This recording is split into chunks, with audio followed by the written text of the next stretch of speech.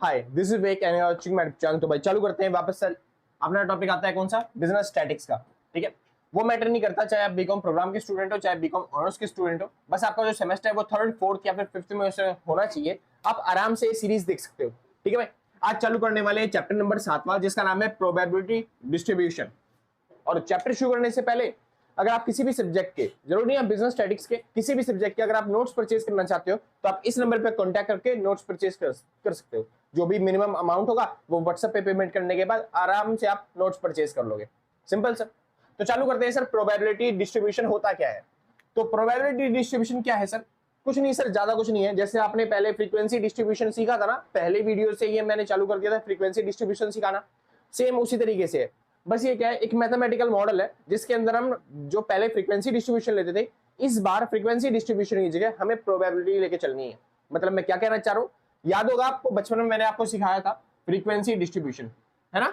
हाँ जी। वहां पे दो तरह की सीरीज होती थी, पहली होती थी डिस्क्रीट सीरीज और दूसरी होती थी कॉन्टिन्यूअस सीरीज। सेम यहाँ पे भी कंसेप्ट रहने वाला है। बस डिस्क्रीट सीरीज जो वहां पे होती थी, वहां पे एक वेरिएबल और एक फ्रीक्वेंसी होती थी, और कॉन्टिन्यूअस सीरीज के अंदर क्लास इंटरवल और उसके साथ साथ फ्रीक्वेंसी होती थी। यहाँ पे क्या डिफरेंस है, जो यहाँ पे फ्रीक्वेंसीज है ना, ये फ्रीक्वेंसीज आपको यहाँ पे नहीं मिलेंगी। फ्रीक्वेंसीज की जगह यहाँ पे आपको मिलेगी प्रोबेबिलिटी, यानी कि यहाँ पे आपको प्रोबेबिलिटी मिलने वाली है, जिसे हम रिलेटिव फ्रीक्वेंसीज बोलते हैं। सिंपल से। चलिए तो एक बार देखते हैं प्रोबेबिलिटी डिस्ट्रीब्यूशन है क्या। It refers to a set of mathematical model of relative frequency. मैंने बताया ना, एक मैथमेटिकल मॉडल है जो भी किसका है, रिलेटिव फ्रीक्वेंसीज का, यानी कि प्रोबेबिलिटीज का। ठीक है, ऑफ ए फाइनाइट नंबर, जिसके अंदर क्या होते हैं, लिमिटेड ही नंबर होते हैं, of the observation of a variable. किसी भी वेरिएबल के लिमिटेड नंबर्स होते हैं, फाइनाइट नंबर होते हैं, उसी क्या बोलते हैं, प्रोबेबिलिटी को, उसी मैथमेटिकल मॉडल को हम क्या बोलते हैं, प्रोबेबिलिटी डिस्ट्रीब्यूशन। सिंपल इतना। अब प्रोबेबिलिटी डिस्ट्रीब्यूशन जो है बिल्कुल ही सेम है फ्रीक्वेंसी डिस्ट्रीब्यूशन की तरह। यहाँ पे भी दो तरह की सीरीज होंगी। पहली सीरीज का नाम है डिस्क्रीट प्रोबेबिलिटी डिस्ट्रीब्यूशन और दूसरी सीरीज का नाम है कॉन्टिन्यूअस प्रोबेबिलिटी डिस्ट्रीब्यूशन। इतना सिंपल।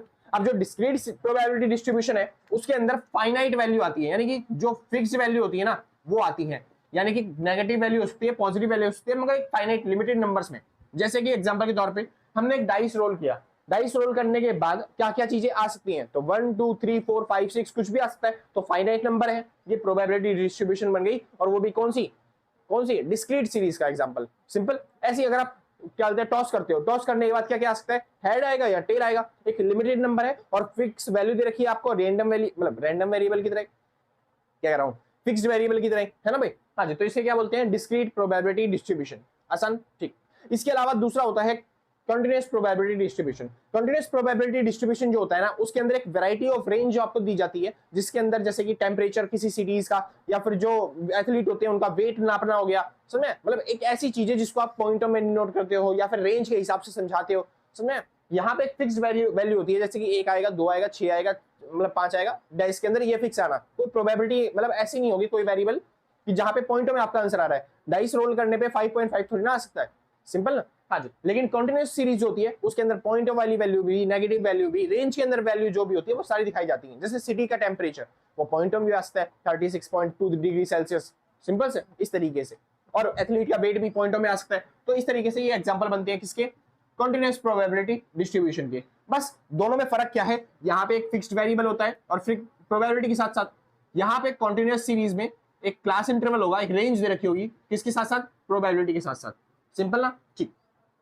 कंटीन्यूअस डिस्क्रीट सीरीज, जो डिस्क्रीट सीरीज होती है इसके दो पार्ट्स होते हैं। पहला होता है बाइनोमियल डिस्ट्रीब्यूशन, इंपॉर्टेंट है बाइनोमियल डिस्ट्रीब्यूशन, इसी के हिसाब से क्वेश्चन आता है, बाइनोमियल डिस्ट्रीब्यूशन। और दूसरा पॉइसन डिस्ट्रीब्यूशन।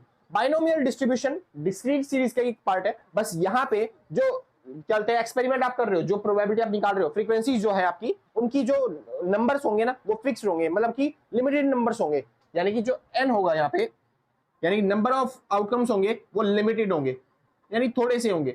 सिंपल। यानी थोड़े से नंबर ऑफ आउटकम होते हैं, तो वहां पे बाइनोमियल डिस्ट्रीब्यूशन लगाते हैं। मतलब कि अगर नंबर ऑफ आइटम या फिर नंबर ऑफ आउटकम जो है वो लिमिटेड है, तब आप क्या लगाओगे वहां पे, बाइनोमियल डिस्ट्रीब्यूशन। लेकिन अगर पता है क्या चीज है, नंबर ऑफ आइटम अगर बहुत सारे आ गए, नंबर ऑफ आइटम क्या हो गए, बहुत सारे आ गए, इवेंट्स हो गए, यानी कि जो फ्रीक्वेंसीज आनी है, प्रोबेबिलिटी जो आनी है वो बहुत सारी आने वाली है, तब वहां पे आप क्या लगाओगे, पॉइसन डिस्ट्रीब्यूशन। तो पॉइसन डिस्ट्रीब्यूशन तब काम करता है जब n जो है ना वो एक लार्ज नंबर में हो। और बाइनोमियल डिस्ट्रीब्यूशन जब n का नंबर जो है ना वो लिमिटेड नंबर है, 10, 5, 100 ऐसे हिसाब से आ रहा है तो बाइनोमियल डिस्ट्रीब्यूशन। अगर इससे ज्यादा आ रहा है और पॉइजन डिस्ट्रीब्यूशन। वैसे ये जो नंबर होता है वो 30 के अराउंड माना जाता है। अगर 30 तक का नंबर आ रहा है तो ये बाइनोमियल डिस्ट्रीब्यूशन में काउंट हो जाएगा। अगर 30 से ज्यादा नंबर आ रहा है इवेंट के तो फिर क्या होगा, वो प्रोबेबिलिटी डिस्ट्रीब्यूशन। सिंपल। चलिए, अच्छा हाँ, बाइनोमियल डिस्ट्रीब्यूशन होता है एक लिमिटेड नंबर को मतलब एक लिमिटेड नंबर आता है, जैसे कि डाइस फेंकने में क्या क्या आ सकता है, 1 2 3 4 5 6, बस इतने ही इवेंट हो सकते हैं। इससे ज्यादा 7 आ सकता है क्या, 8 आ सकता है क्या, नहीं। तो ज्यादा इवेंट नहीं आ सकते, लेकिन यहाँ पे बहुत सारे इवेंट आ सकते हैं। सिंपल सर, यहाँ पे भी बहुत सारे इवेंट आ सकते हैं पॉइजन डिस्ट्रीब्यूशन में। सिंपल, ठीक। बाइनोमियल डिस्ट्रीब्यूशन में जब एक लिमिटेड नंबर ही आ सकते हैं तो हो सकता है कि बहुत ही कम आ जाए, यानी कि एक नंबर आ जाए या फिर 2 नंबर आ जाए। अगर एक ही नंबर आ गया तो फिर उसका मीन मीडियन मोड तो वही रहने वाला है। जैसे मैं बोलूं यहाँ पे देखा है 1, इसका निकालो मीन कितना होगा 1, मीडियन कितना होगा 1, मोड कितना होगा 1। सिंपल ना। तो अगर कोई भी एवरेज निकालना है कम से कम 2 या 2 से ज्यादा नंबर होने चाहिए, 2 से ज्यादा वेरिएबल होने चाहिए आपके पास, है ना भाई। तो अगर 2 वेरिएबल होते हैं बाइनोमियल डिस्ट्रीब्यूशन तो कहलाएगा, लेकिन आप इसको अलग से एक नाम भी दे सकते हो जिसको हम बोलते हैं बर्नौलीज डिस्ट्रीब्यूशन या फिर बर्नौलीज ट्रायल्स। सिंपल है, बाइनोमियल डिस्ट्रीब्यूशन का ही एक पार्ट है क्या, बर्नौलीज ट्रायल्स।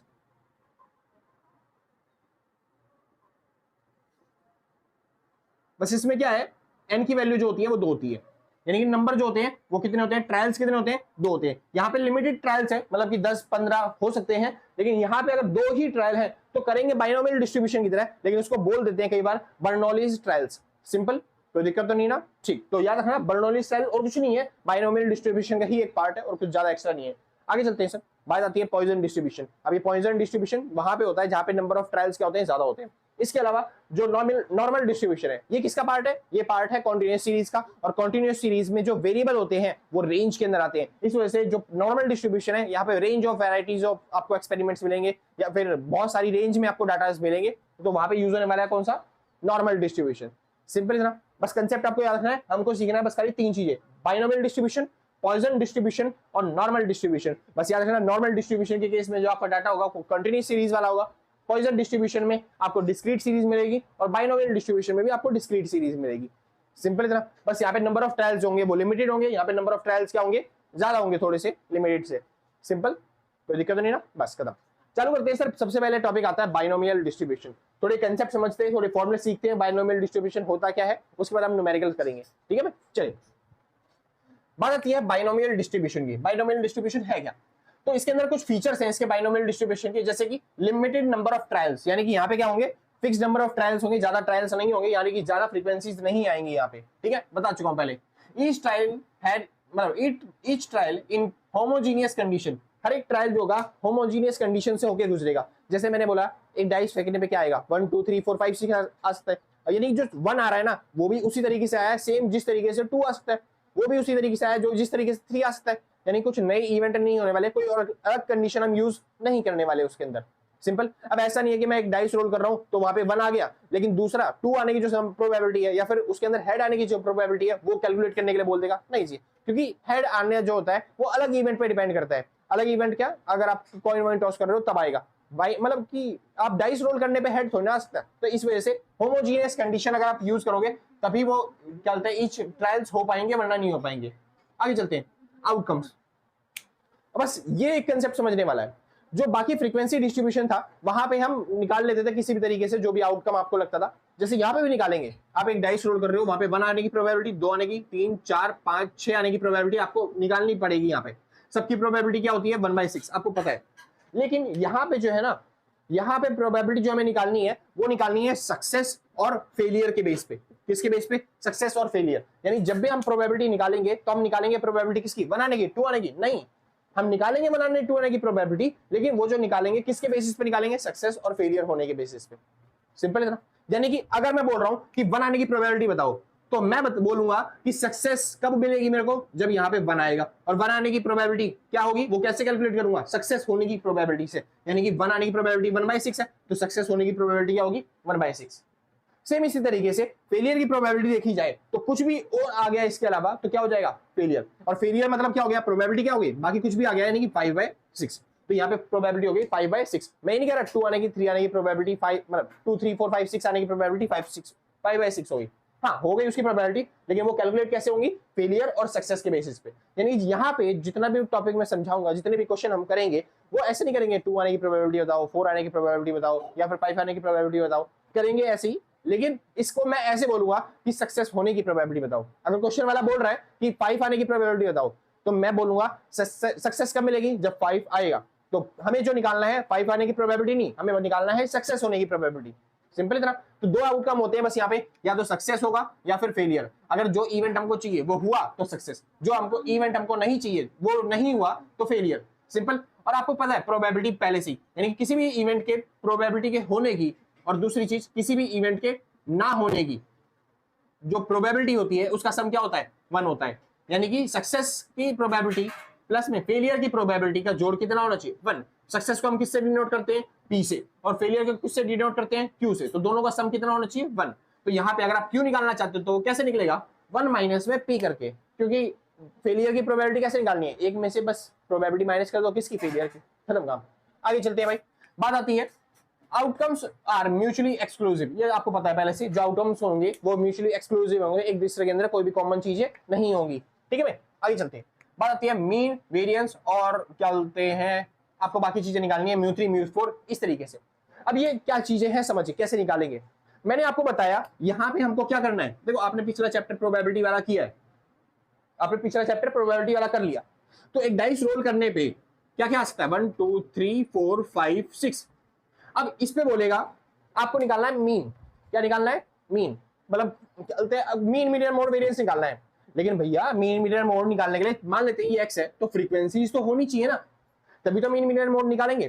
तो ये इसी बात का मतलब इसी बात का काम है इसके अंदर। बाइनोमियल डिस्ट्रीब्यूशन के अंदर क्या करना है, वैसे हमें यहाँ पे पहले निकालनी है प्रोबेबिलिटी। 1 आने की प्रोबेबिलिटी क्या होगी, 2 आने की प्रोबेबिलिटी क्या होगी, 3 आने की प्रोबेबिलिटी क्या होगी, 4 आने की, 5 आने की, 6 आने की, ऐसे ये सब चीजें आने की प्रोबेबिलिटी क्या होगी। जैसे 1 आने की प्रोबेबिलिटी 1/6, 1/6, इन सब की 1/6 होती है।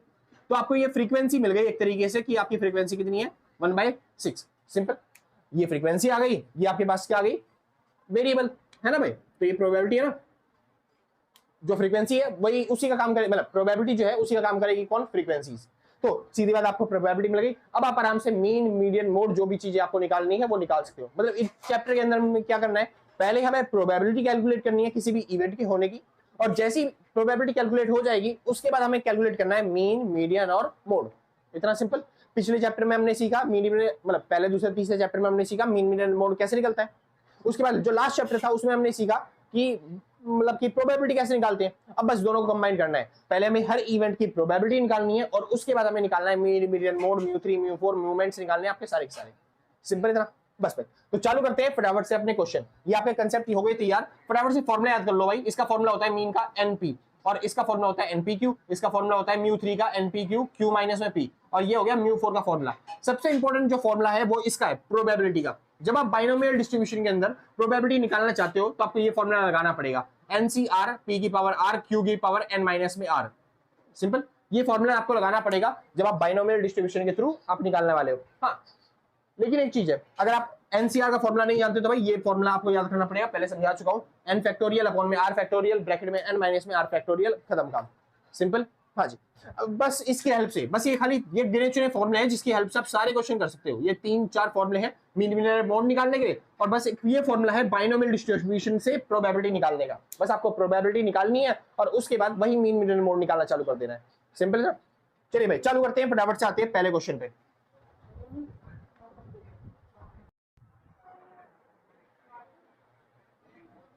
हाँ भाई श्योर है। चलिए भाई, तो वापस आते हैं अपने टॉपिक पे, करना चालू करते हैं। क्वेश्चन कह रहा है एक कॉइन है, इस टॉस्ड, एक कॉइन टॉस किया है कितनी बार, 5 बार, तो यानी कि n की वैल्यू कितनी हो गई यहाँ पे, 5। सिंपल, आगे चलते हैं। What is the probability of obtaining 0 1 2 3 4 and all heads. यानी कि आपको प्रोबेबिलिटी निकालनी है सक्सेस होने की, वो भी कब, जब हेड कितने आए, एक बार 0 हेड आए, एक बार 1 हेड आए, एक बार 2 हेड आए, और एक बार 3 हेड आए, और एक बार 4 हेड आए, और एक बार सारे हेड आए, यानी कि पांचों के 5 हेड आए। सिंपल, इनकी प्रोबेबिलिटी निकालनी है। अगर आप बुक में देखोगे तो आपके में क्वेश्चन थोड़ा बड़ा दे रखा है, 8 बार कॉइन टॉस किए गए हैं। सेम वही कंसेप्ट है, थोड़ा सा छोटा कर देता हूं ताकि कंसेप्ट जल्दी खत्म हो जाए आपका। ठीक है भाई, हाँ जी, शुरू करते हैं। बात आती है फ्रीक्वेंसी की जगह अभी हमें क्या चाहिए होती है, प्रोबेबिलिटी। ये आपका वेरिएबल हो गया, एक्स वेरिएबल, ठीक है। बस आपको प्रोबेबिलिटी चाहिए, आप जो चाहे वो मीन मोड निकाल सकते हो, जो भी क्वेश्चन वाला बोलेगा। फिलहाल इस क्वेश्चन के अंदर कुछ बोला नहीं है, बस खाली प्रोबेबिलिटी कैलकुलेट करने के लिए बोला है। मैं एक बार निकाल के दिखा भी दूंगा आपको मीन मोड निकालना कैसे, सिंपल है ना। चलिए जी, तो प्रोबेबिलिटी निकालने का फॉर्मूला क्या होता है सर, आपको पहले से पता है। प्रोबेबिलिटी का फॉर्मूला होता है NCR P की पावर R Q की पावर N माइनस में R। अब यहाँ पे हमें क्या क्या वैल्यू चाहिए, हमें चाहिए NCR की वैल्यू, ठीक है भाई। अब NCR जो होता है वो इस फॉर्मूले से निकलेगा, ठीक है। अब इस फॉर्मूले के अंदर और बाकी चीजों के अंदर हमें एक तो चाहिए N की वैल्यू, जो कि हमें पता है 5 है। हमें चाहिए P की वैल्यू, P मतलब क्या होता है, P मतलब होता है सक्सेस। और दूसरी चीज हमें चाहिए किसकी वैल्यू, Q की वैल्यू। Q मतलब क्या होता है, फेलियर। अब P जो है वो सक्सेस को डिनोट करता है और Q जो है वो फेलियर को डिनोट करता है। तो अब खुद सोचिए, क्वेश्चन किसका है, कॉइन्स का। कॉइन्स में कितने इवेंट हो सकते हैं, 2 इवेंट हो सकते हैं, या तो हेड आएगा और या फिर टेल आएगा। हमें सक्सेस कब मिलेगी, हमें सक्सेस मिलेगी जब 0 हेड आएंगे, जब 1 हेड आएगा, यानी कि 2 हेड आएगा, मतलब जब हेड आएगा तब हमें सक्सेस मिलेगी। और अगर टेल आ गया तो हमें क्या बोलने वाले, फेलियर मिलने वाली है। तो हेड आने की प्रोबेबिलिटी क्या बनेगी सर, सिंपल सी बात है 1/2। और क्या बोलते हैं, टेल आने की प्रोबेबिलिटी, या तो आप 1 में से माइनस कर लो या फिर आप 1/2 लिख दो, सीधी बात, आपको पता है पहले से, है ना। क्यों कैसे निकलता है, क्यों निकलता है 1 माइनस, ये रहा भाई, क्यों निकलते कैसे निकलता है 1 माइनस में पी करके, सिंपल। तो 1 में से माइनस कर दोगे 1/2, खत्म, वही आ जाएगा क्यों। तो आपको मिल गया P, आपको मिल गया Q, आपको मिल गया क्या, N। बस आपको अब क्या चाहिए, R। अब ये R क्या चीज होती है, R मतलब होता है जो भी आपको इवेंट निकालना है। जैसे आपको क्या चाहिए यहाँ पे 0 हेड, तो यही बन गया R। सॉरी, आपको क्या चाहिए यहाँ पे 1 हेड। 1 हेड मतलब आपका R कितना बन गया 1, अगली बार 2, अगली बार 3, अगली बार 4, ऐसे R लेके चलना है आपको, सिंपल। एक बार सॉल्व करना चालू करते हैं। तो यहाँ पे N की वैल्यू कितनी थी 5, C की R की वैल्यू कितनी है 0, ये वाला R लेना होता है हमेशा। P की वैल्यू कितनी है 1/2, अभी निकाला प्रोबेबिलिटी 1/2। उसके बाद R कितना है, R तो मेरे को बताया ना अभी 0 लेके चलना है आपको हर बार, तो 0। और Q की वैल्यू कितनी है, Q की वैल्यू अभी भी निकाली हमने भैया 1/2, सिंपल। और उसके बाद N माइनस में R, N कितना है 5, माइनस में R कितना है 0, और बस खत्म, सिंपल सर। बस इसी को सॉल्व करना है, आपका आंसर आ जाएगा। तो एक बार सॉल्व करके मैं यहाँ पे एक्चुअल में जो भी प्रोबेबिलिटी आएगी वो लिखने वाला हूँ, कोई दिक्कत तो नहीं। ऐसी सेम अगर आप इसको बनाना चाहते हो तो कैसे बनेगा, 5C1 1/2 की पावर 1, क्योंकि R की वैल्यू लिखनी है ना, तो जहां जहां पे आपने R लिख रखा है वहां पे आप 1 लिखोगे बस खाली। तो 1/2, यहाँ पे 5 में से अगर 1 गया तो बच गया 4, सिंपल, खत्म। ऐसी 5C1 1/2 की पावर 2, और यहाँ पे 1/2 अपॉन पावर 3, ठीक है। तो 5C1 1/2 की पावर 3, और यहाँ पे 1/2 की पावर 2, 5 में से माइनस करना है बस इसको, खत्म काम। तो 5C1 1/2 की पावर कितना हो गया 4, और यहाँ पे 1/2 की पावर कितना हो गया 1, और उसके बाद 5C1, और उसके बाद 1/2 इसकी पावर कितनी हो गई 5, और 1/2 इसकी पावर कितनी हो गई 0, सिंपल इतना, बस खत्म। अब बस इसको सॉल्व करना है और आप आराम से कैलकुलेट कर सकते हो हर एक चीज, जो भी चीज आपको निकालनी है। अब देखिए बस एक बार सॉल्व कर लेते हैं। 5C0 की वैल्यू कितनी होती है, कहाँ पे सॉल्व करूं, कहाँ पे, यहीं पे कर लेते हैं सर। 5C0 कैसे निकलेगा सर, आपको पता है, ये रहा फॉर्मूला, n फैक्टोरियल, n कितना है 5, 5 फैक्टोरियल अपॉन में r कितना है 0 फैक्टोरियल अपॉन में 5 माइनस में 0 फैक्टोरियल, सिंपल। सॉल्व कर लेते हैं। 5 फैक्टोरियल, 0 की वैल्यू कुछ होगी नहीं, मतलब 1 ही होती है, और उसके बाद 5 माइनस में 0, इसकी वैल्यू भी क्या होने वाली है, मतलब कि 5 ही आने वाली है, 5 फैक्टोरियल, और इससे कट गया, क्या आंसर आ गया आपका 1। तो यानी कि यहाँ पे आ गया 1, मल्टीप्लाई में 1/2 की पावर 0, किसी की पावर 0 होती है तो उसका आंसर क्या आता है 1, 1/2 मतलब 0.5, तो 0.5 की पावर कितनी 5, सिंपल। अरे मम्मी जी आवाज तो कम करो, हाँ भाई शुक्र है। तो भाई बस सॉल्व करना है, 0.5 की पावर 5 बार निकालना है, तो बस 0.5 मल्टीप्लाई में इक्वल टू करते जाओ, 2 बार हो गया, 3 4 5। तो भाई इसकी प्रोबेबिलिटी जो निकल के आई है वो निकल के आ गई 0.03125, ठीक है सर, खत्म। इसके बाद सर आगे चल लेते हैं। तो अगले क्या करना है, अगला निकालना है 5C1 की प्रोबेबिलिटी। 5C1 मतलब 5 फैक्टोरियल अपॉन में 1 फैक्टोरियल, यहाँ पे 4 फैक्टोरियल। तो इसका मतलब क्या होता है, 5 मल्टीप्लाई में 4 फैक्टोरियल अपॉन में 4 फैक्टोरियल, और 4 फैक्टोरियल से 4 फैक्टोरियल कट जाता है, सिंपल तरह, ठीक है। बस 5 की वैल्यू कितनी आ गई 5, तो इसका आंसर आ गया कितना 5। तो 5 मल्टीप्लाई में 1/2 मतलब 0.5, मल्टीप्लाई में 0.5 की पावर 4, 0.5 की पावर 4, बस इसको सॉल्व कर लेते हैं। तो 0.5 मल्टीप्लाई 2 बार हो गया, 3 4 5, तो भाई 5 बार आपने कर दिया मल्टीप्लाई, और उसके बाद मल्टीप्लाई करना है किससे, 5 से, तो मल्टीप्लाई में 5 कर लेंगे, तो ये आ गया भाई आपका आंसर 0.15625, ठीक है। ऐसे ही अगला निकालना है 5c2 की वैल्यू, यानी 5 फैक्टोरियल अपॉन में 2 फैक्टोरियल अपॉन में 3 फैक्टोरियल। तो इसको कैसे लिख सकते हैं सर हम, इसको लिख सकते हैं 5 मल्टीप्लाई में 4 मल्टीप्लाई में 3 फैक्टोरियल अपॉन में 2 मल्टीप्लाई में 1 मल्टीप्लाई में 3 फैक्टोरियल, और 3 फैक्टोरियल से 3 फैक्टोरियल कट गया, 2 से कट गया, 5 गुनी हो गया 10, तो इसकी वैल्यू कितनी आ गई 10। तो यहाँ पे 10 मल्टीप्लाई में 0.5 की पावर 2 मल्टीप्लाई में 0.5 की पावर 3, सिंपल। अब जी सॉल्व करना चालू करते हैं, तो ये हो गया 0.5 मल्टीप्लाई इसको 2 हो गया 3 4 5 के बाद क्या करना है 10 से मल्टीप्लाई, तो मल्टीप्लाई में 10 कर देंगे तो आपका आंसर आ जाएगा ये कितना 0.3125, सिंपल। आगे चलते हैं सर, तो यहाँ पे निकालना है अब हमें किसकी वैल्यू, ओ यहाँ पे भाई थोड़ी सी गलती होगी, 5c1 मैंने हर जगह कर दिया, यहाँ पे 5c2 आने वाला है, यहाँ पे 5c3 आने वाला है, यहाँ पे 5c4 आने वाला है, 5c5 आने वाला है, ठीक है। तो ध्यान से आगे चलते हैं सर, 5c किसकी वैल्यू निकालनी है 3 की, तो 5c3 की वैल्यू ऐसे निकाल देता हूँ यहाँ पे 5c3, इसकी वैल्यू कैसे निकलने वाली है 5 फैक्टोरियल अपॉन में 3 फैक्टोरियल अपॉन में 2 फैक्टोरियल, और सेम जैसे पहली वैल्यू निकली थी वही वैल्यू आने वाली है जो कि कितनी आई थी 10, तो इसका भी आंसर कितना आने वाला है 10, सिंपल। तो आप यहाँ पे निकाल लोगे आराम से, तो ये हो गया 10 मल्टीप्लाई में यहाँ पे हो गया 0.5 की पावर 3 मल्टीप्लाई में 0.5 की पावर 2, और इसको सॉल्व करने में जो ऊपर वाली वैल्यू वही आने वाली है, यानी 0.3125। और अगला कर लेते हैं सर, इसको सॉल्व करेंगे तो फिर 4 वाला है ना, 4 वाला ऊपर वाला एलिमेंट आने वाला है, मतलब यही सारा आइटम, यानी 5 मल्टीप्लाई में 0.5 नहीं, हाँ ठीक है 5 ही आएगा, तो 5 मल्टीप्लाई में 0.5 की पावर 4 मल्टीप्लाई में 0.5, और इसकी वैल्यू जो आने वाली है वो आने वाली है 0.15625, और अगली बार सॉल्व करने पे वही सेम वाली वैल्यू आने वाली है जो ऊपर है, यानी 0.03125, सिंपल। बस एक क्या रहने वाली है, सभी प्रोबेबिलिटी का जोड़ क्या होता है 1 के बराबर होता है, तो अगर आप बस इन सबको जोड़ के देख लेना, अगर आपका आंसर जो है वो 1 आ रहा है तब तो आपने सही कर रखा है, वरना आपने क्या कर रखा है गलत कर रखा है। तो एक बार सॉल्व कर लेते हैं, प्लस में 3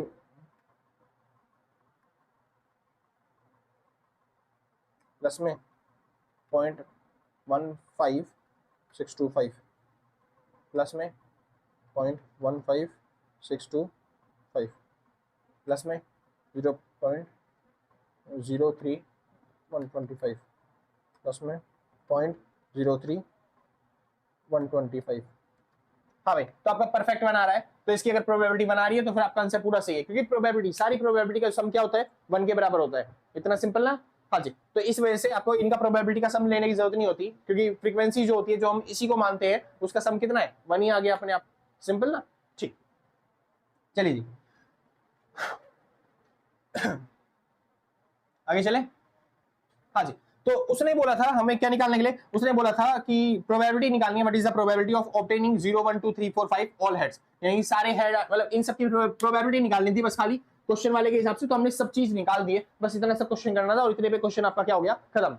हाँ बस इसके अलावा थोड़ी सी और चीजें बोल सकता है वो निकालने के लिए, जैसे वो बोल सकता है आपको प्रोबेबिलिटी निकालनी है क्या बोलते हैं इवन नंबर आने की, क्या प्रोबेबिलिटी निकालनी है कि इवन हेड आए मतलब कि 2 4 या फिर 6 हेड आए, बस खाली उसकी प्रोबेबिलिटी निकालो। तो देखो 2 और 4 तो है, लेकिन 6 है आ सकता है नहीं, तो बस आपको क्या करना है इसकी और इसकी प्रोबेबिलिटी जोड़ देनी है, खत्म काम आपका आ गया। या फिर आपको बोल सकता है एटलीस्ट 2 हेड आने की प्रोबेबिलिटी बताओ, एटलीस्ट 2 हेड आने की प्रोबेबिलिटी मतलब क्या होता है सर कि कम से कम 2 हेड आने चाहिए, यानी कि उससे ज्यादा भी आ सकते हैं, यानी कि कम से कम क्या होना चाहिए 2 हेड आने चाहिए, यानी 3 आए तब भी चलेगा, 4 आए तब भी चलेगा, 5 हेड आए तब भी चलेगा, बस कम से कम कितने हेड आने चाहिए 2।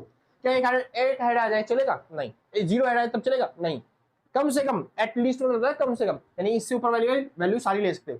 तो एटलीस्ट 2 हेड आने की प्रोबेबिलिटी क्या होगी, बस 2 तक की प्रोबेबिलिटी, इन सब का सम कर देना है, बस आपको प्रोबेबिलिटी मिल जाएगा एटलीस्ट 2 आने की प्रोबेबिलिटी, 2 हेड आने की प्रोबेबिलिटी क्या होगी, सिंपल इसी तरीके से। बस अब आपको क्या निकालना है सर, मीन मीडियन मोड आपको निकालना है, और मीन मीडियन मोड के लिए मैंने आपको पहले ही फॉर्मुला बता दिया, एन और पी लगा के आप फॉर्मुला लगा के सॉल्व कर सकते हो। एन और पी मतलब आगे सॉल्व करते हैं सर, बताता हूँ अभी। हाँ भाई शुक्र है, चलिए भाई, तो अब हमें सीखना था मीन मीडियन मोड निकालना, बहुत सिंपल सर तरीका है, बहुत तरीके मतलब बहुत आसान सा है। उसके लिए क्या चाहिए होता है सर, आपको एक सीरीज चाहिए होती है, तो आपको दे रखा है पहले से एक्स की वैल्यू 0 1 2 3 4 और 5, ठीक है, और आपको चाहिए होती है प्रोबेबिलिटी किसी भी चीज इवेंट के, तो 0.03125 ये दे रखा है आपको, जिसको हम फ्रीक्वेंसी बोला करते थे ना, वही प्रोबेबिलिटी आपको चाहिए। तो 0.15625 दे रखा है, 3.125, 0.3125, सेम 0.15625 और 0.03125, और इसका सम हमने निकाल लिया। हमेशा 1 होता है, प्रोबेबिलिटी का सारा जोड़ 1 होता है। बस हमें क्या निकालना होता है, अब यहाँ पे हमें निकालना है मीन। मीन कैसे निकलता है सर, आपको पहले पता है, सिग्मा एफ एक्स अपॉन में सिग्मा एफ होता है। बस यहाँ पे फ्रीक्वेंसी तो है नहीं, फ्रीक्वेंसी की जगह क्या आएगा, यहाँ पे आ जाएगा प्रोबेबिलिटी। अब आपको पता है पहले से जो प्रोबेबिलिटी है उसका सम हमेशा कितना होता है, 1। तो बस आपको ये सिग्मा पी लगाने की जरूरत नहीं है, क्योंकि नीचे वाला ही आ जाएगा अपने आप सॉल्व होके। तो बस मीन का फॉर्मूला क्या बन गया, मीन का फॉर्मूला जिसको हम यहाँ पे म्यू बोलते हैं, या फिर आप बोल सकते हो मीन, ठीक है, उसका फॉर्मूला क्या बन गया, सिग्मा पी एक्स। सेम वही लिख रखा है आपको, सिग्मा लगाने की जगह इन्होंने लगा दिया सीधा एनपी। एनपी मतलब कुछ और नहीं है, एक्स्ट्रा ऑर्डिनरी नहीं है, बस इतना करना है आपको। यानी कि आपको निकालना है पी और एक्स को मल्टीप्लाई करके, और जब उसका आप सम कर दोगे तो वही आपकी क्या होने वाली है, प्रोबेबिलिटी। जैसे कि इसका मल्टीप्लाई में आ गया 0, इसका आ गया 0.15625, और इसको करेंगे तो एक बार सॉल्व कर लेते हैं भाई। थोड़ा सा वैल्यू ऊपर नीचे हो गई, 2 3 4 5 स्क्वायर, ठीक है भाई। चलिए एक बार सॉल्व कर लेते हैं। तो ये हो गया, तो आपका लगभग आंसर आ गया 2.19075। तो आपका मीन ये बन रहा है भाई, ठीक है। पूरा सॉल्व करने के बाद मतलब इनको मल्टीप्लाई करना है, टोटल करना है, टोटल 1 से डिवाइड करने की जरूरत नहीं, सीधा वही आंसर आने वाला है। तो 0.19075 अपने हिसाब से कैलकुलेट कर लेना, ठीक है भाई। आगे चलते हैं। तो बस अब आपको क्या निकालना है, अगर आपको निकालना है वेरिएंस, तो वेरिएंस वही निकालने का फॉर्मूला सर।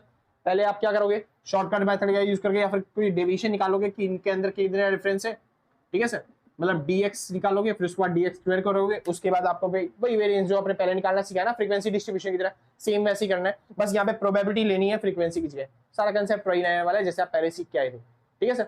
एक बार क्वेश्चन और करते हैं, दूसरा क्वेश्चन, तब आपको थोड़ा सा अच्छे से समझ आ जाएगा, ठीक है भाई। बस आपको प्रोबेबिलिटी मेन चीज निकालनी है। प्रोबेबिलिटी निकालते के साथ ही आप सब चीज कर लोगे आराम से। मीन मीडियन मोड तो सिंपल सा है, बाइनोमियल डिस्ट्रीब्यूशन में बस आपको प्रोबेबिलिटी निकालना आना चाहिए। ज्यादातर क्वेश्चन प्रोबेबिलिटी का ही बोलता है, बस इतने पे ही खत्म कर देगा आपकी ज्यादातर क्वेश्चन कि बाइनोमियल डिस्ट्रीब्यूशन से प्रोबेबिलिटी निकालो, ठीक है भाई। हाँ जी, हाँ भाई शुक्रिया। तो बहुत ही सिंपल सा क्वेश्चन है, बहुत ही आसान सा क्वेश्चन है। एक बार समझते क्या कह रहा है, दो मतलब एक बॉक्स है आपका, उस बॉक्स के अंदर आपके पास 100 ट्रांजिस्टर है, ठीक है।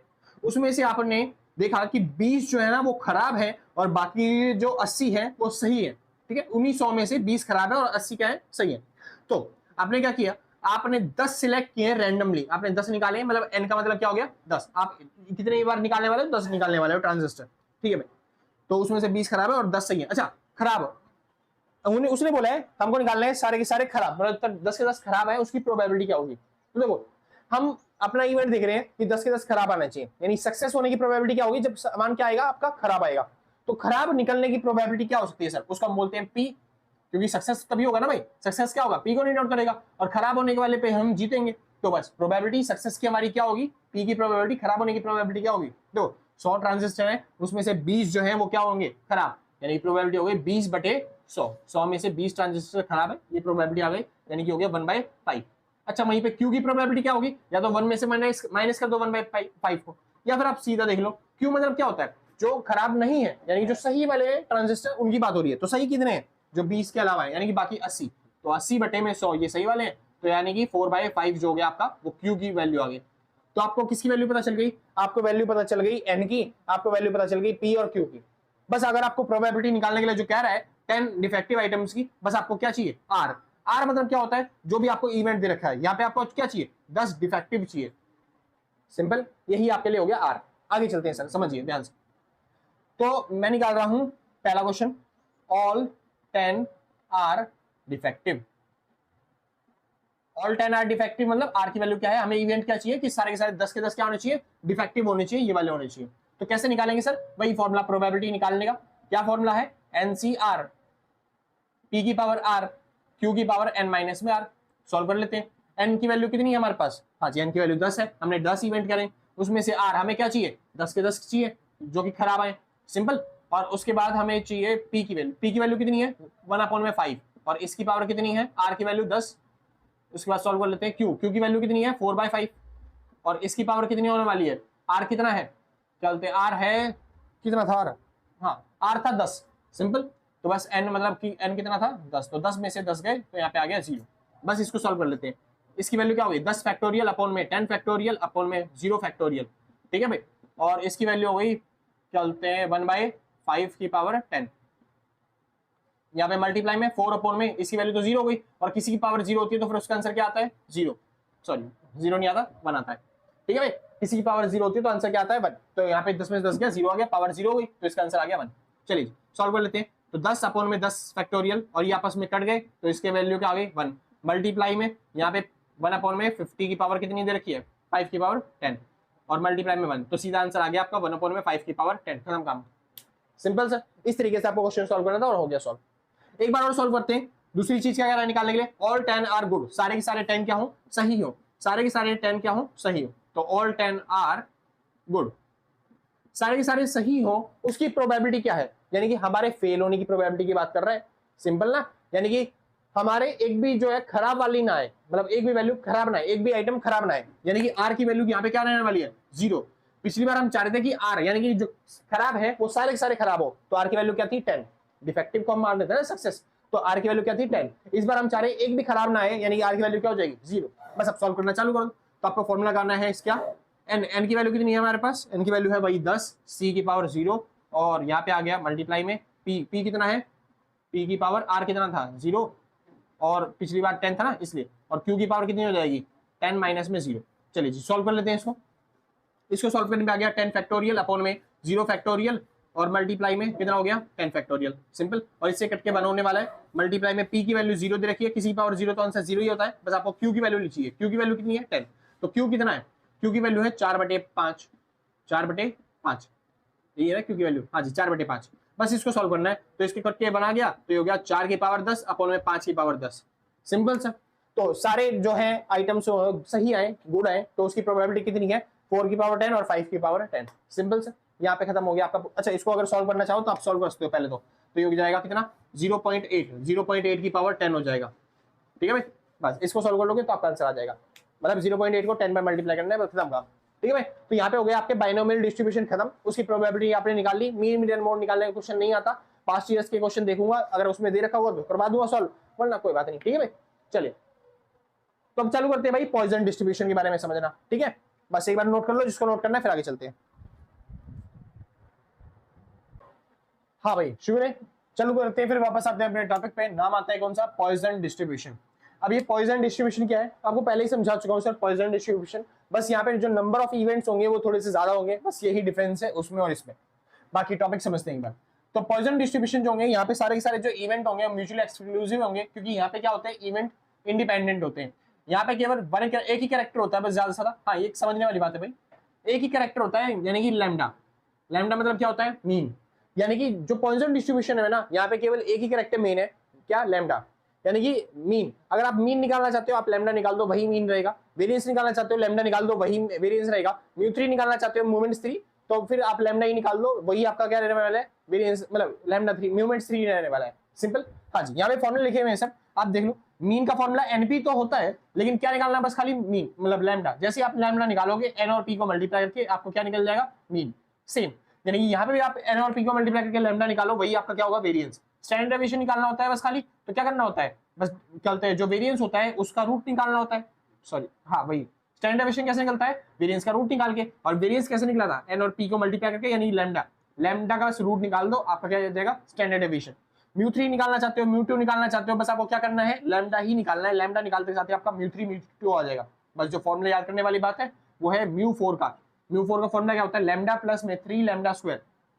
यहाँ पे बीटा 1 और बीटा 2 का फॉर्मूला आपको याद करना है कि बीटा 1 का फॉर्मूला क्या होता है 1/में लैम्डा, बीटा 2 का फॉर्मूला क्या होता है 3 प्लस में 1/में लैम्डा। बस ये 3 फॉर्मूले हैं जो आपको याद करने हैं, वरना सारे फॉर्मूले क्या होते हैं बस खाली लैम्डा। हाँ बस एक स्टैंडर्ड डेविएशन का अंडर द रूट लैम्डा होता है, क्योंकि वो वेरिएंस का स्क्वायर होता है ना, सॉरी वेरिएंस का रूट होता है ना, सिंपल। ठीक, मतलब ज्यादातर जो वैल्यू है वो लैम्डा ही होती है, बस एन और पी को मल्टीप्लाई करो और आपका लैम्डा निकल के आ गया, सिंपल। कोई दिक्कत तो नहीं ना, बस खत्म बात आपकी। तो बस अभी आप बात आती है भैया ये पी यानी कि प्रोबेबिलिटी होता है, एन तो आपको पता चल जाएगा किसी भी क्वेश्चन में, ये पी यानी प्रोबेबिलिटी होता है, और वो प्रोबेबिलिटी कैसे निकलेगी तो उसके लिए आपको मैंने फॉर्मूला बता रखा है सर। यहाँ पे प्रोबेबिलिटी निकालने का फॉर्मूला ये रहा, क्या फॉर्मूला है ई माइनस ई की पावर में माइनस लैम्डा मल्टीप्लाई में लैम्डा की पावर आर, और नीचे आर फैक्टोरियल। अब यहाँ पे आपको दो चीजें चाहिए, मतलब 3 चीजें बेसिकली, ई लैम्डा और आर, ये मैं बता रहा हूँ क्या निकालने का फॉर्मूला, पॉइसन डिस्ट्रीब्यूशन से प्रोबेबिलिटी निकालने का फॉर्मूला। प्रोबेबिलिटी निकालोगे उसी की बात तो आप निकाल पाओगे ना, मीन मीडियन मोड जो भी चीजें आपको निकालनी है, क्योंकि फ्रीक्वेंसी तो दी नहीं होती यहाँ पे आपको फ्रीक्वेंसी की क्या निकालना पड़ता है, प्रोबेबिलिटी। चलिए प्रोबेबिलिटी निकालने का फॉर्मूला क्या होता है सर, ई की पावर माइनस लैम्डा मल्टीप्लाई में लैम्डा की पावर आर अपॉन में आर का फैक्टोरियल। अब यहाँ पे आपको तीन चीजें चाहिए, ई, लैम्डा और ये फैक्टोरियल मतलब आर, ठीक है। ई की वैल्यू तो फिक्स होती है सर, कहीं पे भी आप जाके देखोगे तो ई की वैल्यू यही होती है, आपको रट्टा मारना पड़ेगा और कोई ऑप्शन ही नहीं है। ई की वैल्यू क्या है 2.71828, ये मतलब ये क्या बोलते हैं वैल्यू होती है ई की। तो जिस भी तरीके से आप सॉल्व करना चाहोगे आराम से सॉल्व हो जाएगा, बस आपको ई की वैल्यू याद रखनी है 2.71828, सिंपल। एक सेकंड भाई, हाँ भाई शुक्र है। चलिए फिर, तो बस हमने सीखा कि प्रोबेबिलिटी निकालने के लिए आपको एक्स यानी जो जिस भी चीज की प्रोबेबिलिटी निकालनी है वही आर के बराबर होगा, जो आपका इवेंट होगा उसी प्रोबेबिलिटी निकालेंगे। तो आर मतलब क्या होगा, जो भी चीज आपको निकालनी है उसकी प्रोबेबिलिटी मतलब वो वैल्यू, और उसके बाद लैम्डा क्या होगा, लैम्डा जितने भी नंबर ऑफ आउटकम हो सकते हैं वो आपको लिखने हैं, मतलब एवरेज जो होता है वही जो मीन को बोलते हैं, वही मीन को बोलते हैं क्या, लैम्डा।